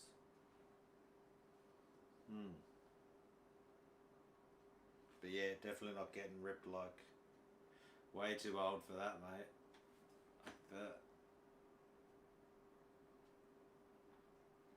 I'm turning 48 this year, so shit, man. It's going quick, bro. I just enjoy what I'm doing right now, and just I went hard, freaking like I was on holidays, and I just went back to work this week, and man, I was pumping out a video every single day, and it helped my stats, 100%, eh? Like I really jumped up, like was getting subscribers quicker, and let's go to that. Yeah, I got a couple of subscribers now. I got hit 5. I did it was like 1,000 hours of watch time in it was like 10 days. I think it was even like a week. Because I just kept pumping out videos every single day over the holidays. I was like, okay, I've got the time, let's just keep cracking them. Was in a flow. But yeah, we can show you that one if you want.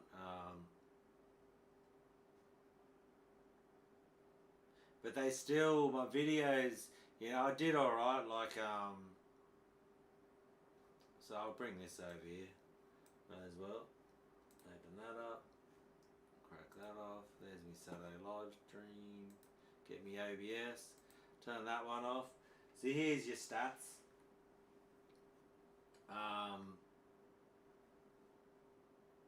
So there, you know, I hit, there I've freaking 31,000 views in the last 28 days. Not too bad. We can go to my analytics.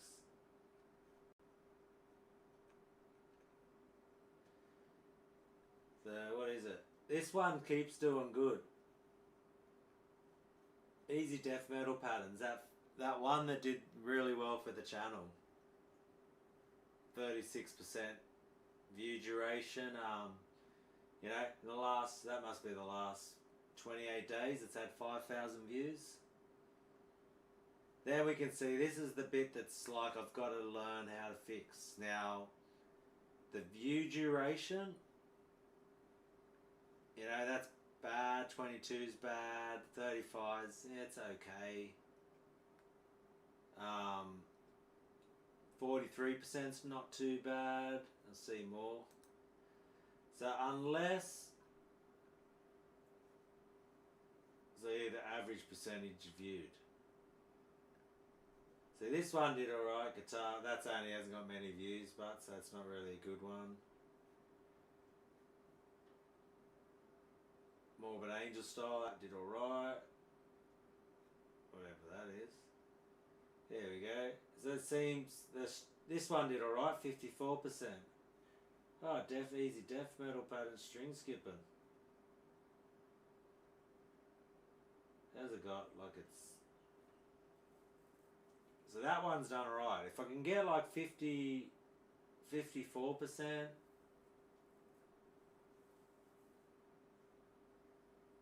Diminished Madness, that seemed to do well. 53% view duration.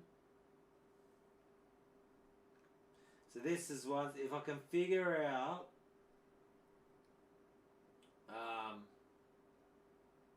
this did alright too.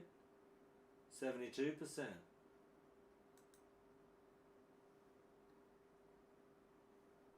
That's in the last 28 days, so let's see what it is over the 360. So there we go. That one has done 55% average view. That's not too bad. Which is something I've got to try to figure out is, yeah, what keeps people watching? Because it's definitely, I swear now that I've been out 7 months I've been doing this, it definitely, you become, it's like a bit of a game, isn't it, or a challenge? Like it's become more than just like, oh, I'll just throw up a video, whatever. Like I'm definitely want to try grow this channel now. I want to make it bigger. Eventually, like I'm even looking at, I can do write out riffs when they're 16th notes straight, right? But when it comes to writing out my riffs where it's got a bit of sway to it, I'm a bit unsure how to write that out in tabs. So what I really want to do this year, it's one of my goals, was to record an EP, so say record 5 songs and have the tabs available for those 5 songs. Yeah, shorts. Yeah, that's something I've definitely got to learn then. And it's almost what you would feed them then into your... It'd be like, if you want to learn this...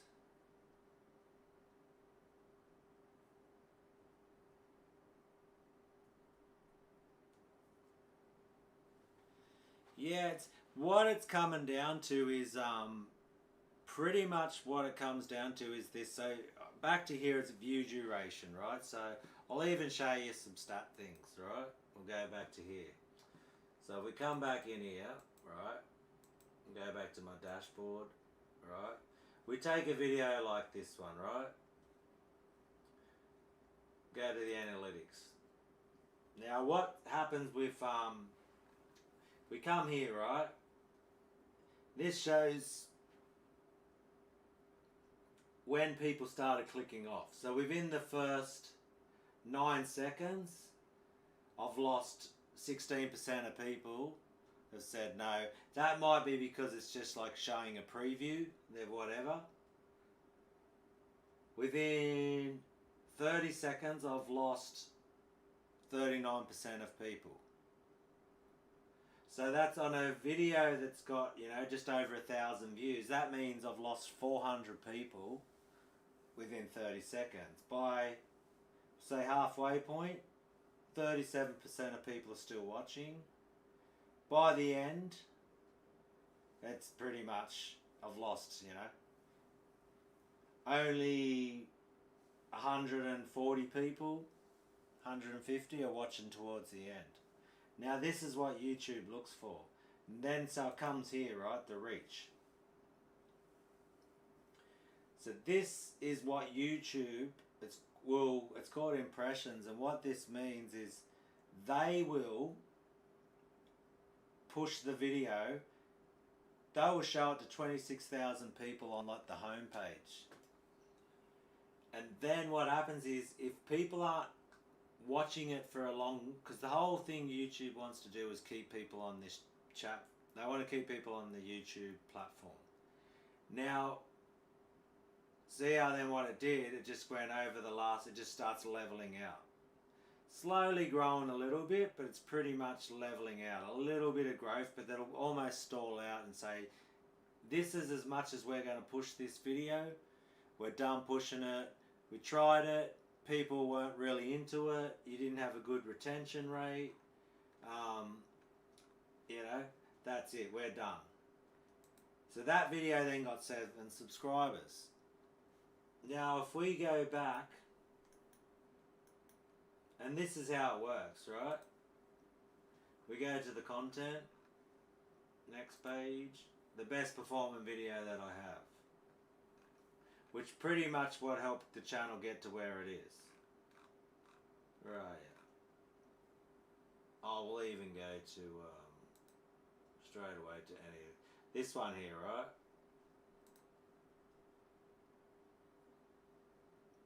Now this video's had 38,000 views.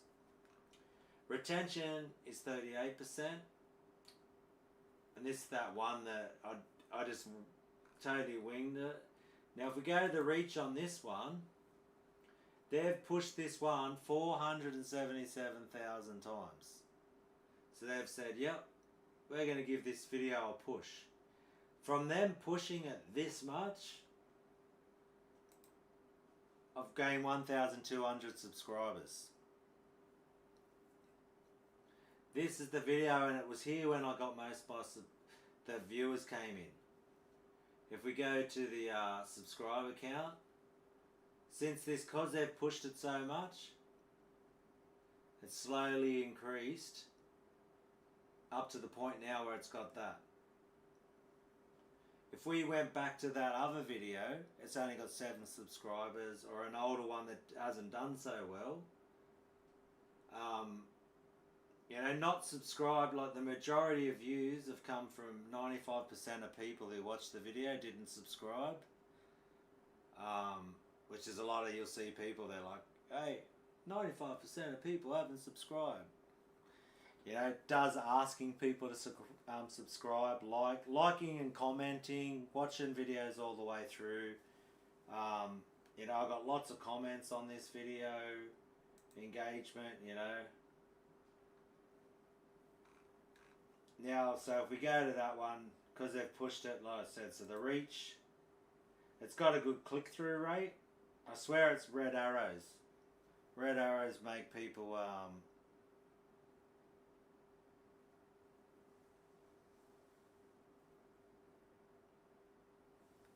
so that's what it comes down to.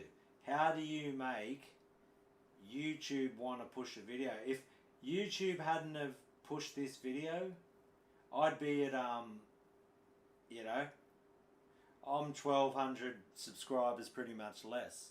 Because some of the other ones, if we go once again back to,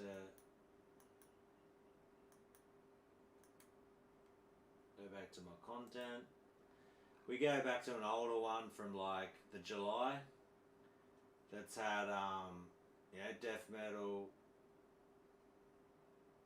metal guitar riffs, death grind, what do we got here? Thrash metal fundamentals type of thing. So we'll look at that one, we'll go to analytics. That video has gained 24 subscribers since it was, you know, reach. That's it. They said 19,000 reach, we're done. We're not going to push this anymore. Audience, we go subscribers, we go over, you know, since published, 186 days. That's all. It's got in 181 days because YouTube said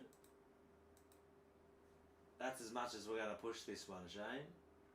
And it would come down probably to, if we go back to here, it's not a bad, that's apparently not a good enough performing video for them to want to push it.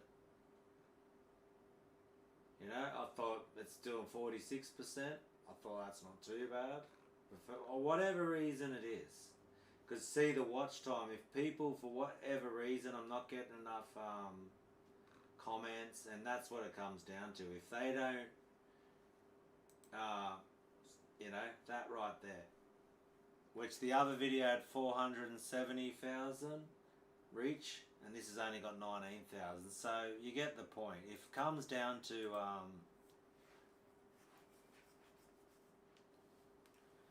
if YouTube, for whatever that reason, the algorithm, and whenever you watch people, because I've watched a lot of vids on, you know, how to grow your channel, all these type of things out, and they say replace algorithm with people, because that's what they always keep saying.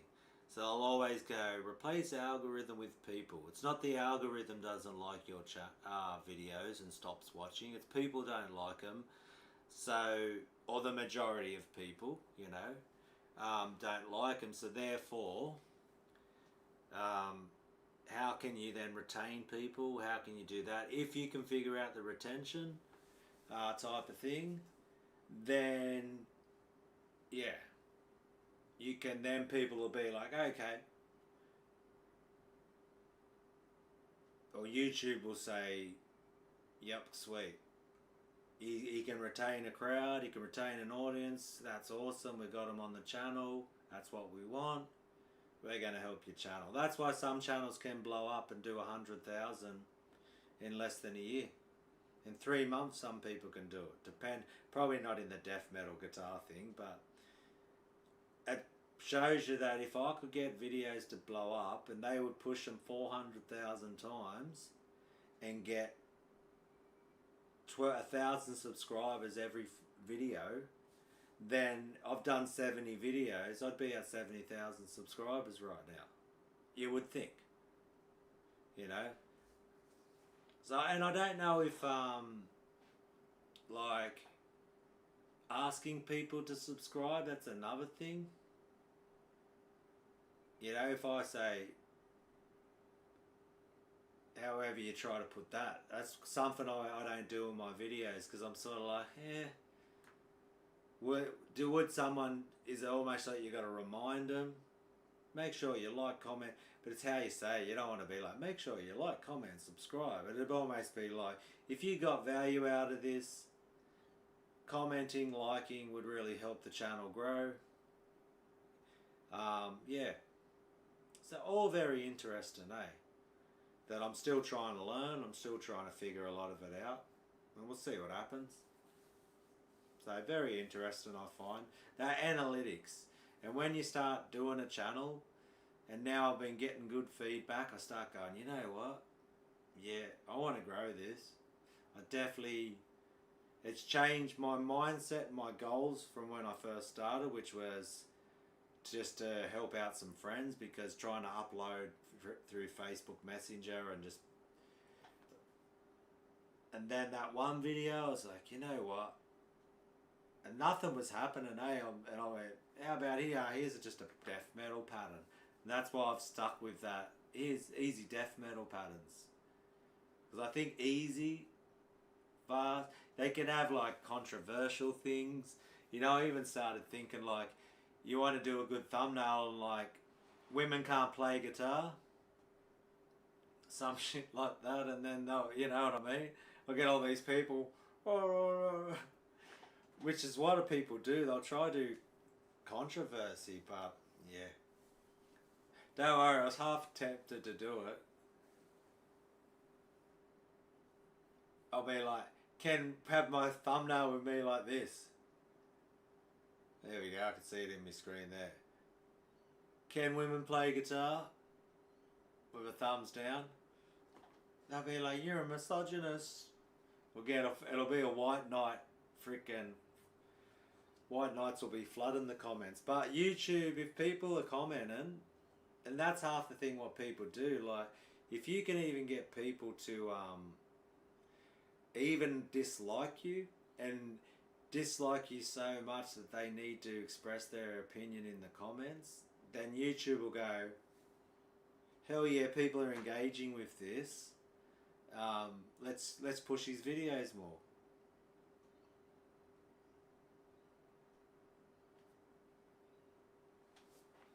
Yeah, I don't think there's not integrity in that for sure. But it works.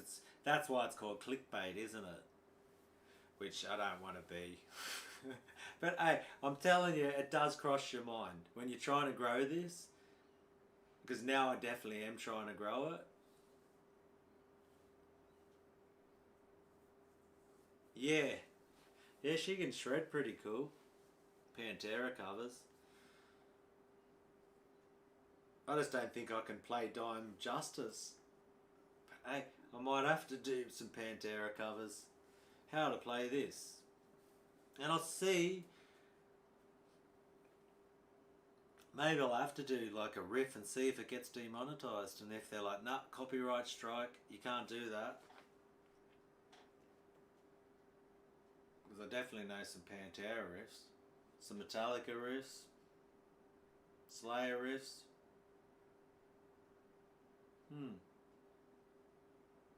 And even like Ola like started, he's been around a long time, but you start getting into like other ideas to put on your channel. I think I wouldn't mind doing interviews if people would be into that type of thing.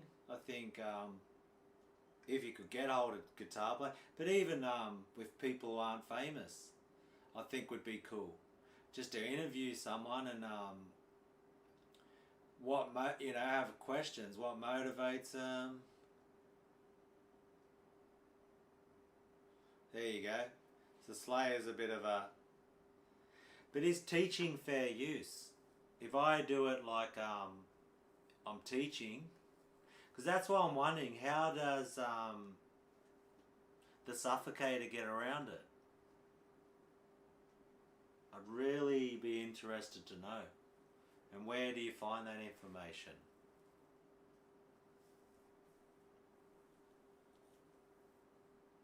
So, I'll definitely keep looking into it all. What are we at now? But, it's getting to that time. Time for a feed, as they say in Australia. Having a feed.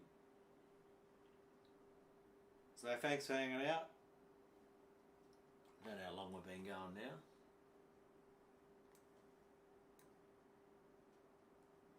How do we do this one? Yeah.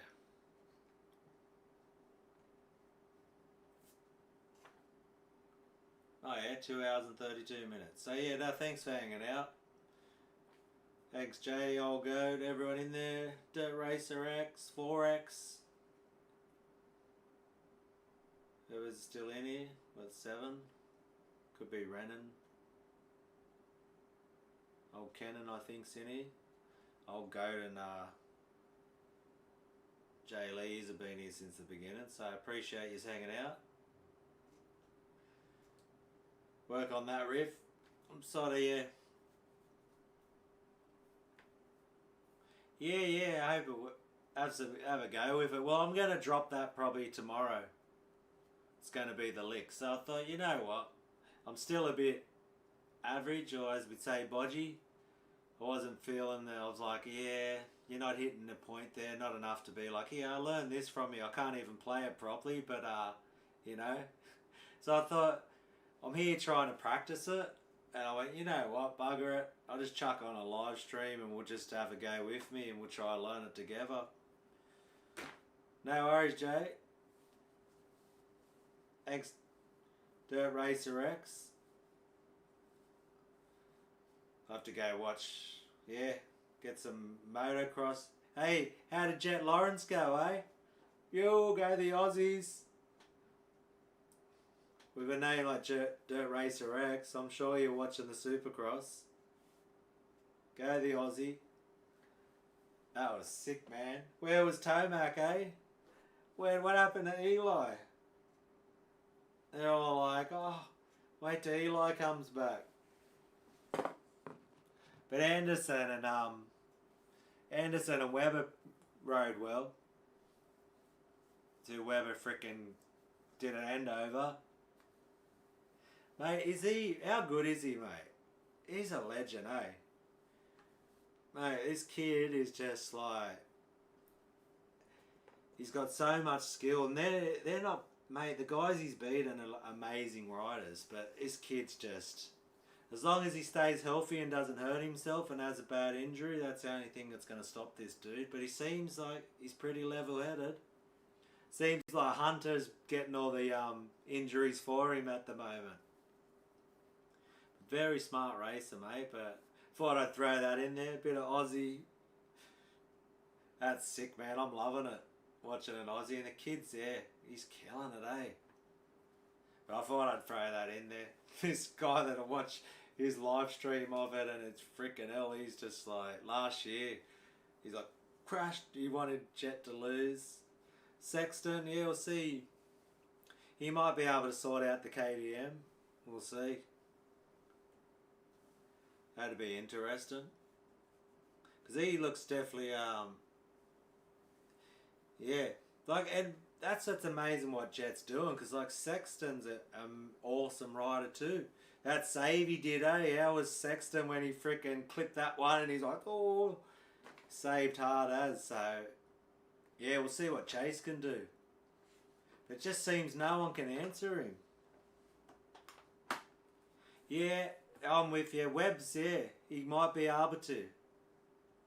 I think what's going to happen, they're going to get so annoyed with Jet winning so much, someone's just going to take him out.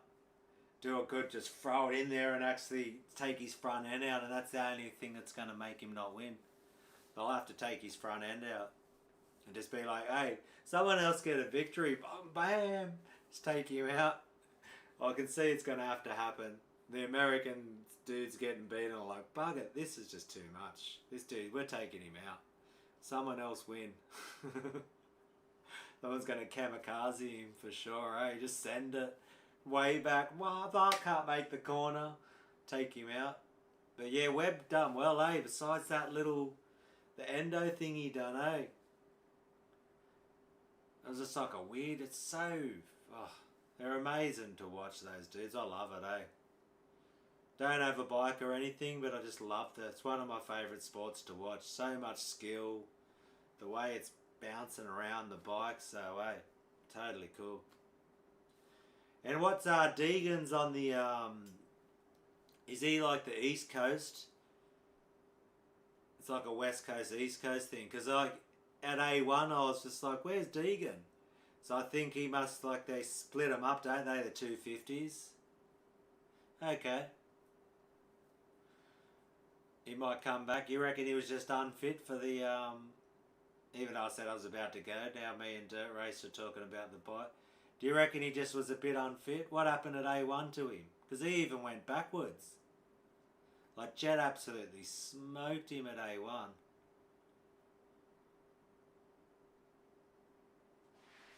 Righto. Yeah, I'm watching that kid too. He's done well too, Deegan. Hope he can stay healthy as well. Good old Danger Boy. Yeah, no, we've been watching him since he was a kid. I think he gets a bit of hate, that dude, but hey, he works hard and he's got speed, so yeah, I don't mind old Deegan. Old Hayden. I reckon he's put in the work, man. He's committed, he's doing what he needs to. Brian's freaking good, like helping him become a better rider. And he could have just lived off the Deegan name, but he was like, I'm going to have a go at this and we'll see what he can do. That'll be interesting in the years to come to see freaking Deegan in the 450s. But I hope he can stay healthy and just keep going. But yeah, some good riders out there. And then we got Kickstart Kenny, old Roxon. He was unlucky too. He got take that. See, that's in Supercross. It's definitely, you can get caught up and taken out. Because Roxon, I reckon, would have been up there. He does seem like a good kid. Like, even though he's got the silver spoon, like, he didn't have to. Man, motocross ain't no joke. And he sends it hard, eh? Like, he's putting your body on the line, He could have lived off his old man and just been part of the family business. Kickstart Kenny. Wop wop. Yeah. But he would have, I reckon he's going to be up there too. If he hadn't got taken out, he would have been up there. Yeah, the old kickstart, because the old RMs don't have no freaking auto start. Full kicker. Kickstart Kenny. But no, yeah, we'll have to keep that. Kick it in the comments. We'll see how it goes. I'll give you a bit of stick. I'll be like, Dirt Racer, go Jet. Go the Aussies. There you go, eh? Oh, it's gnarly as hell, bro. Like, man. Go the Niners, mate. I'm about to jump out of here, Eric. Yeah, I've been going for a bit over nearly 2.5 hours now, so you can re-watch it. But how's it going, mate? Everyone's always like that with the Niners. Tell you the truth, but I might break your heart, Eric. I don't really watch football that much. It was more that when I flew to the States, I stayed there for 3 months in America, and that's where I landed. And when I was a kid, the first team I ever like supported, so Joe Montana, because like the quarterback, we knew him in Australia back when I was a kid. And that was the first, and so basically the reason I went to America was for this. I met a chick, basically a woman hit me up. She actually approached me and was like, come to America, I'll look after you. I was like, say less. As a Mexican woman. Yeah, so I was pretty happy, and that was her team. So the main reason I'm wearing this was the woman that I stayed with, my first experience in America. It's a very good experience. Go the Mexican women. It was like yeah, so, and that was her team and her family team, so that's the whole reason for the 49ers. So, hey, got to support the women's team, and that's why, yeah.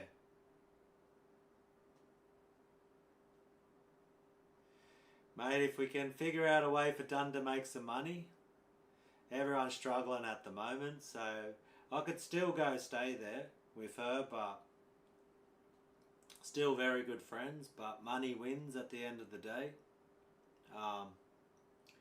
Mate, you know, the only way I could, I'd, you know, I loved it in America, so I'm going a bit longer, but man, I could definitely live in America, no worries. You know, the news people try to wind it up and like, but such, you know, oh mate, I'd die if I went snowboarding, bro. Holy crap. We don't get snow in Australia, or not where I'm from. I used to skateboard, it'd probably break me ankle. Oh, you're in Indiana. Sweet.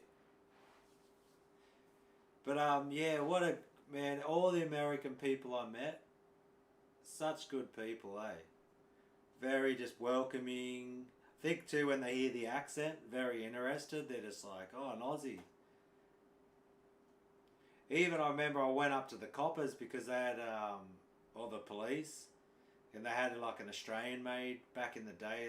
There wouldn't, the Chevs you had like probably 7 years ago were made in Australia. The SS, Chev SS, and they had them as the police cars. So I just went up there. Yeah, Hawk's awesome too, for sure. I was a big skater back in the day. Old Mike McGill, Steve Caballero, Lance Mountain, yeah, Christian Hosoi. He was like one of my favourite skaters, Hosoi. Yeah, he's probably one of my favourite skaters. I think I was, yeah. And it was all ramps back then, so it was like McGill, Caballero. They were all the big guys back then. But yeah, I remember Christian Hosoi because he did the Christ Air. That was like a big poster back in the day in Australia. But yeah, definitely could, you know. Yeah, it all comes, you know what it's like, mate. It all comes down to money, doesn't it? Getting time off work, the money, all of that sort of stuff, you know. Having to move all my guitars. The amps don't work in America because it's different voltage. We use 240 volts. But yeah, if I could make a living with my guitar, you know, it's a big, that would be amazing. Yeah, if I could grow the channel enough, I think I could even make, like, the amount of people that reached out for guitar lessons from America, I could make some money off that in the States. Because the time zone would be cool. And, yeah, but that's just, ugh, that'd be a big dream. Yeah. I don't think the YouTube would pay the bills. Yeah, that's a older Gibson, that one. I just showed it on the video. That was, I've had that since 2008, that guitar. Because the reason I actually started playing guitar was because of Slash from Guns. So my number one guitar hero when I started was Slash. And Guns N' Roses was my first favourite band when I was 11 years old. And that Les Paul is a tribute to Slash. That's the whole reason I got that guitar.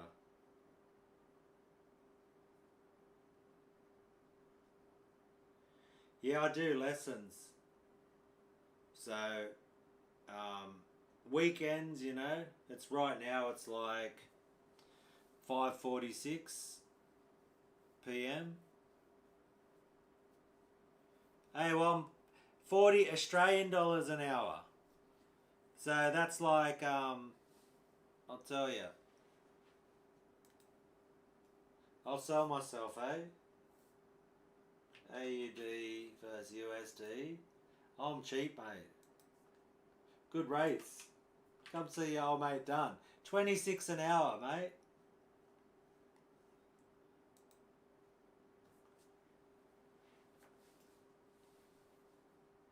Yeah, so I'm 40 Australian, $26 an hour. There you go. I don't know if I'm as good as your teacher, but you know, if Dunn's worth 26 an hour for you, hit us up, mate. I've got links to like a Facebook, Instagram. You can message me through Instagram. You can, yeah, lots of different things. So yeah, Instagram and like Facebook Messenger. So if you think Dunn's got some chops you want to learn or pick my brain, some of the things I do. So that's good rates, I think. Also, have a Patreon for 50 cents a week. You know? I'm selling it up big time now. I'm a full YouTube salesman.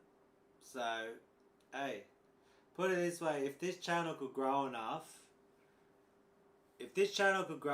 to the point where I can make some money off it, I'd move to America. Put it that way. That's, you know.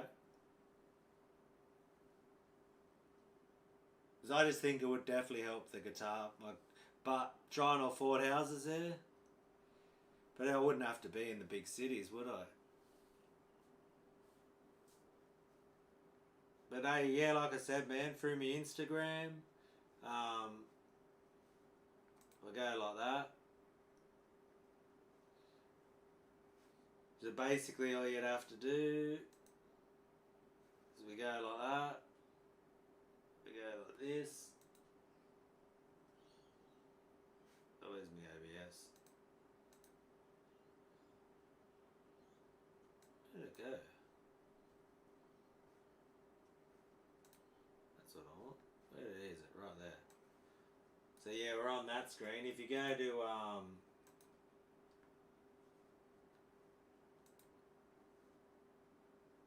my channel, see here, where you drop down my channel here, you've got Instagram and Facebook. Both of those ones you could message me through.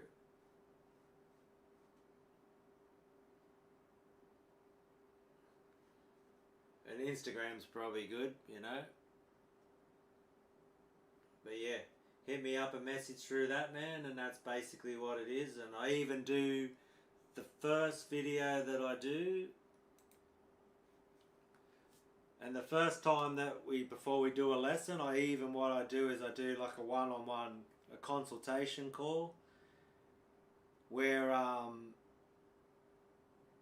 ask you, like, what would you want to learn from me? So it's almost like a hang for the first one, where I don't even ask for cash for that one, because what I want to do is I want to know what could I teach you, what can I bring for the lesson. I want to be prepared, because if you're paying for my time, then I don't just want to be like, oh, here's your first lesson, how about we just discuss I waste your time for 20 minutes, half an hour asking what you want to learn, and then go, here's 30 minutes of that, and then see you later, thanks for your cash. I more go, okay, let's find out, and then what you want to learn, and then I'll make a lesson around that, and then that's how I do it. And I've got some returning students.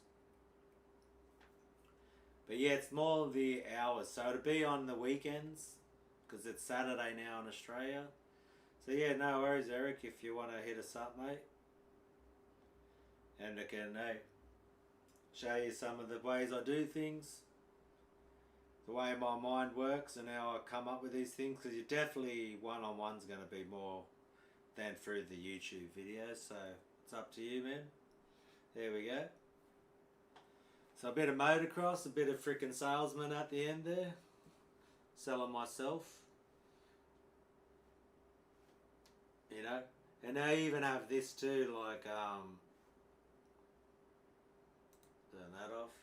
So I've even got this Patreon here, which, and this is 50 cents a week for this. So if you follow me, go to my Patreon. That's all I ask for. More salesmen for you. 50 cents a week. Bargain. You can't even get McDonald's fries for that. And it's basically lots of scales, tabs, lessons, you know. Got riffs here. Lots and lots and lots of riffs. Drum tracks. Just keeps going. Diagonal patterns, strength and coordination.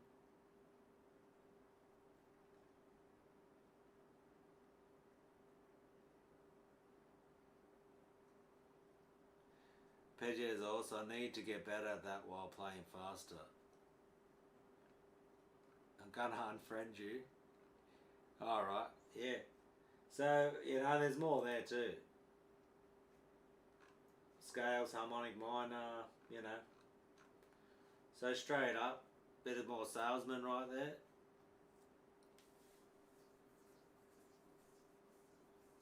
No, it's all good, mate. Phones are weird, eh? But yeah, so that's something I'm gonna be pushing a bit more. Because why? Because what I want to do with the money I make from this channel, I'm gonna put that back into making.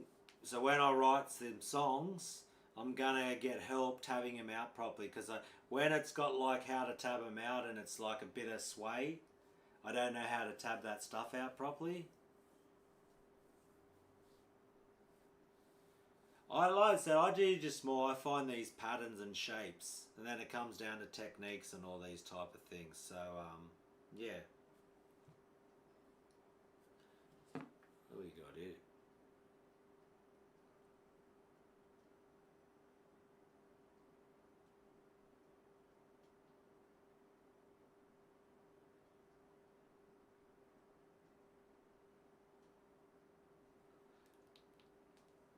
Yeah, that's pretty much what I do, major and minor. But then it's how do you use those scales? Do you go up the neck? Do you just go up and down on the 4 notes, you know? No, it's no worries, mate. No tripping.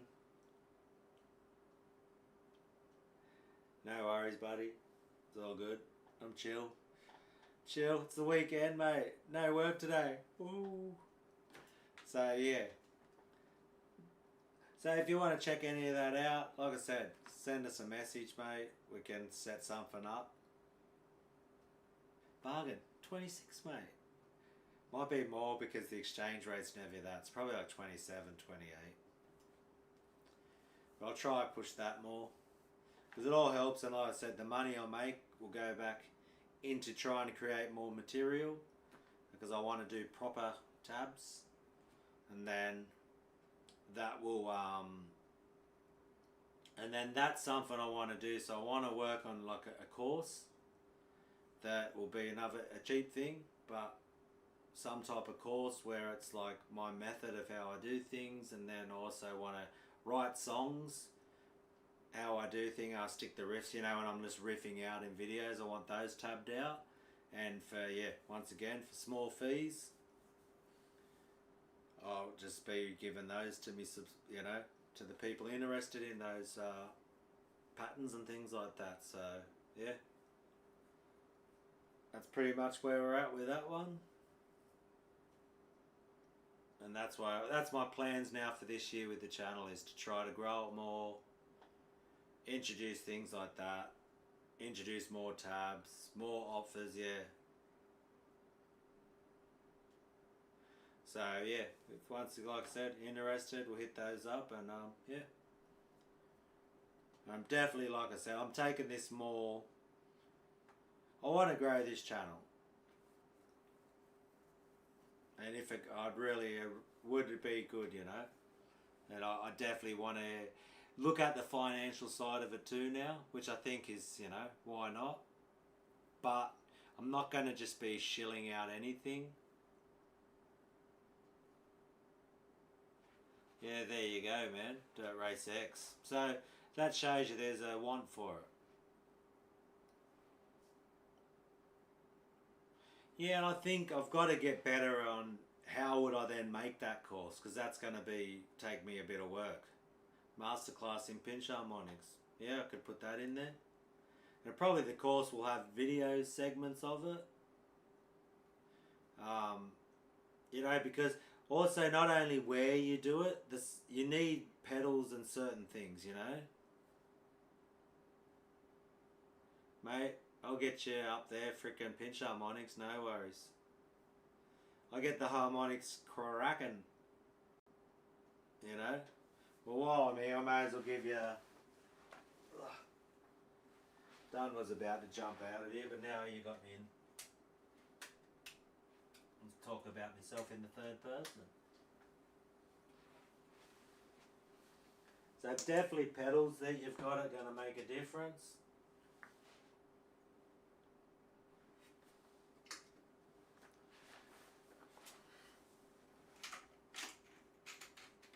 You know, you're going to need a decent pickup. You're going to need, the more you boost it, it's going to be better. You know, I've actually got a video on pinch harmonics. So, yeah.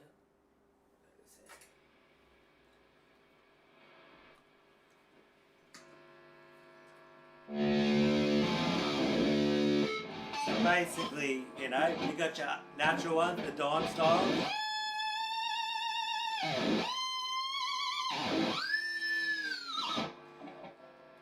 Gate's trying to kill that one out of it. Then if you know, little secrets like this. You get a whammy pedal on a 1 octave setter, and this is how you do the full dime strings.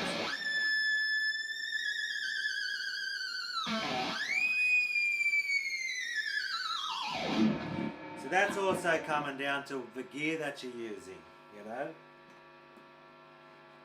And all you're doing is flick it.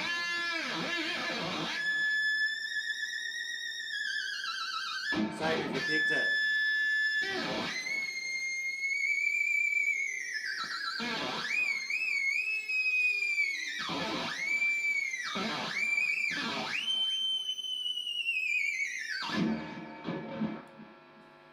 You know, shit like that. So, and then with pinch harmonics, all it is you're finding a spot.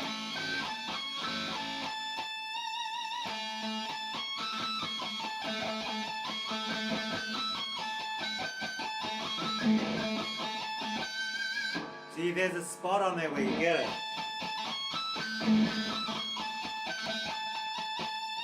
And basically what you do, how I've told myself, is you just look at the spot. There it is there. That's your normal note.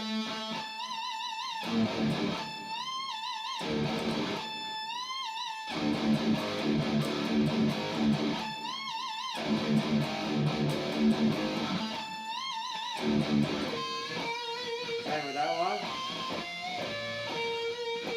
One there.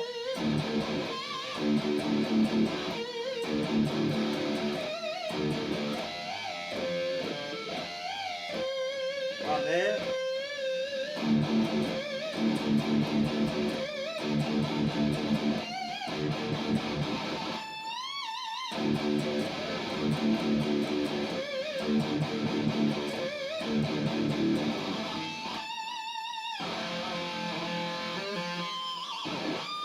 That one gets people too.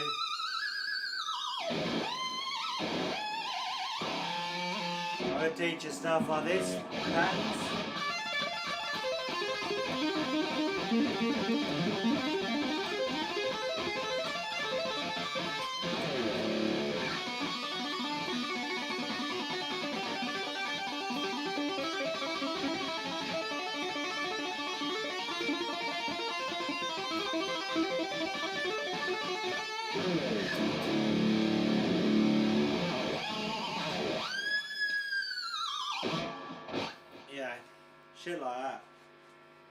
that's you know.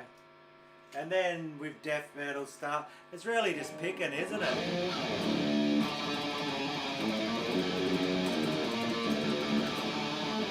Get strong at your picking.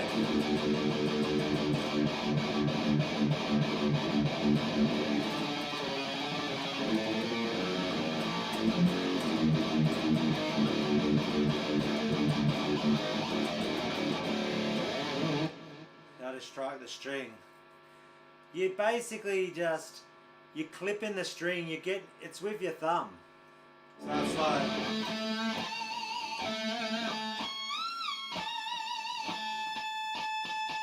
it's like lightly touching it. You dig in too much, you probably don't get it, but it's just like,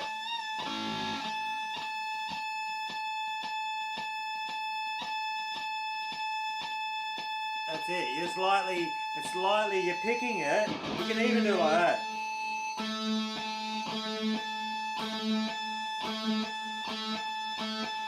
See if I tap the string?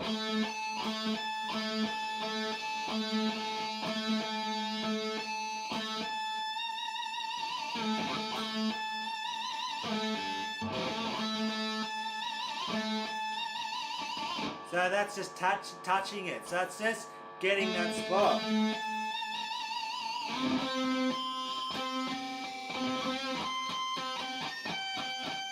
See, there's one there.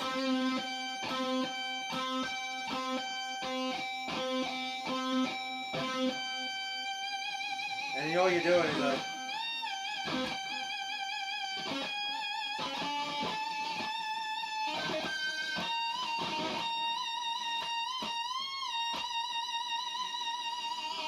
you start to learn it.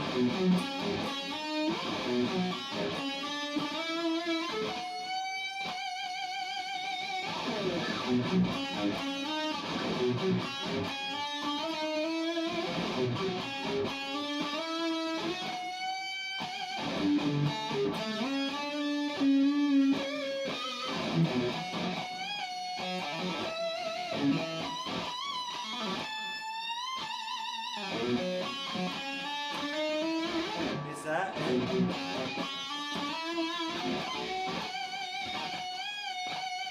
And I always know there's one right at the end of the fretboard when I go for that note.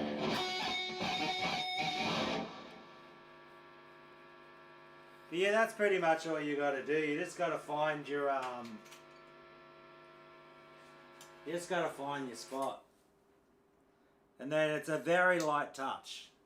It's just that, like, it's like you're just picking, and then just that part of your thumb, right where the point of the pick is, it's just the flesh of your thumb touches it, and then the harmonic happens.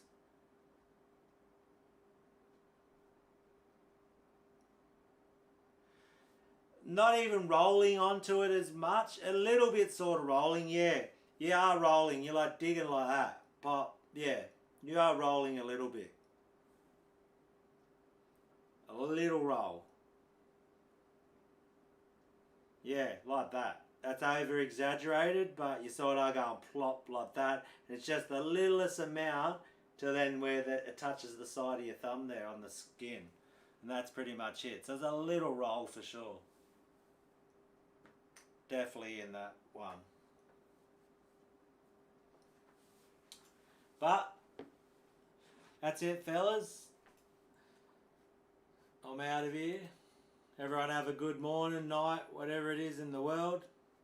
Nice talking to you. Thanks for hanging out.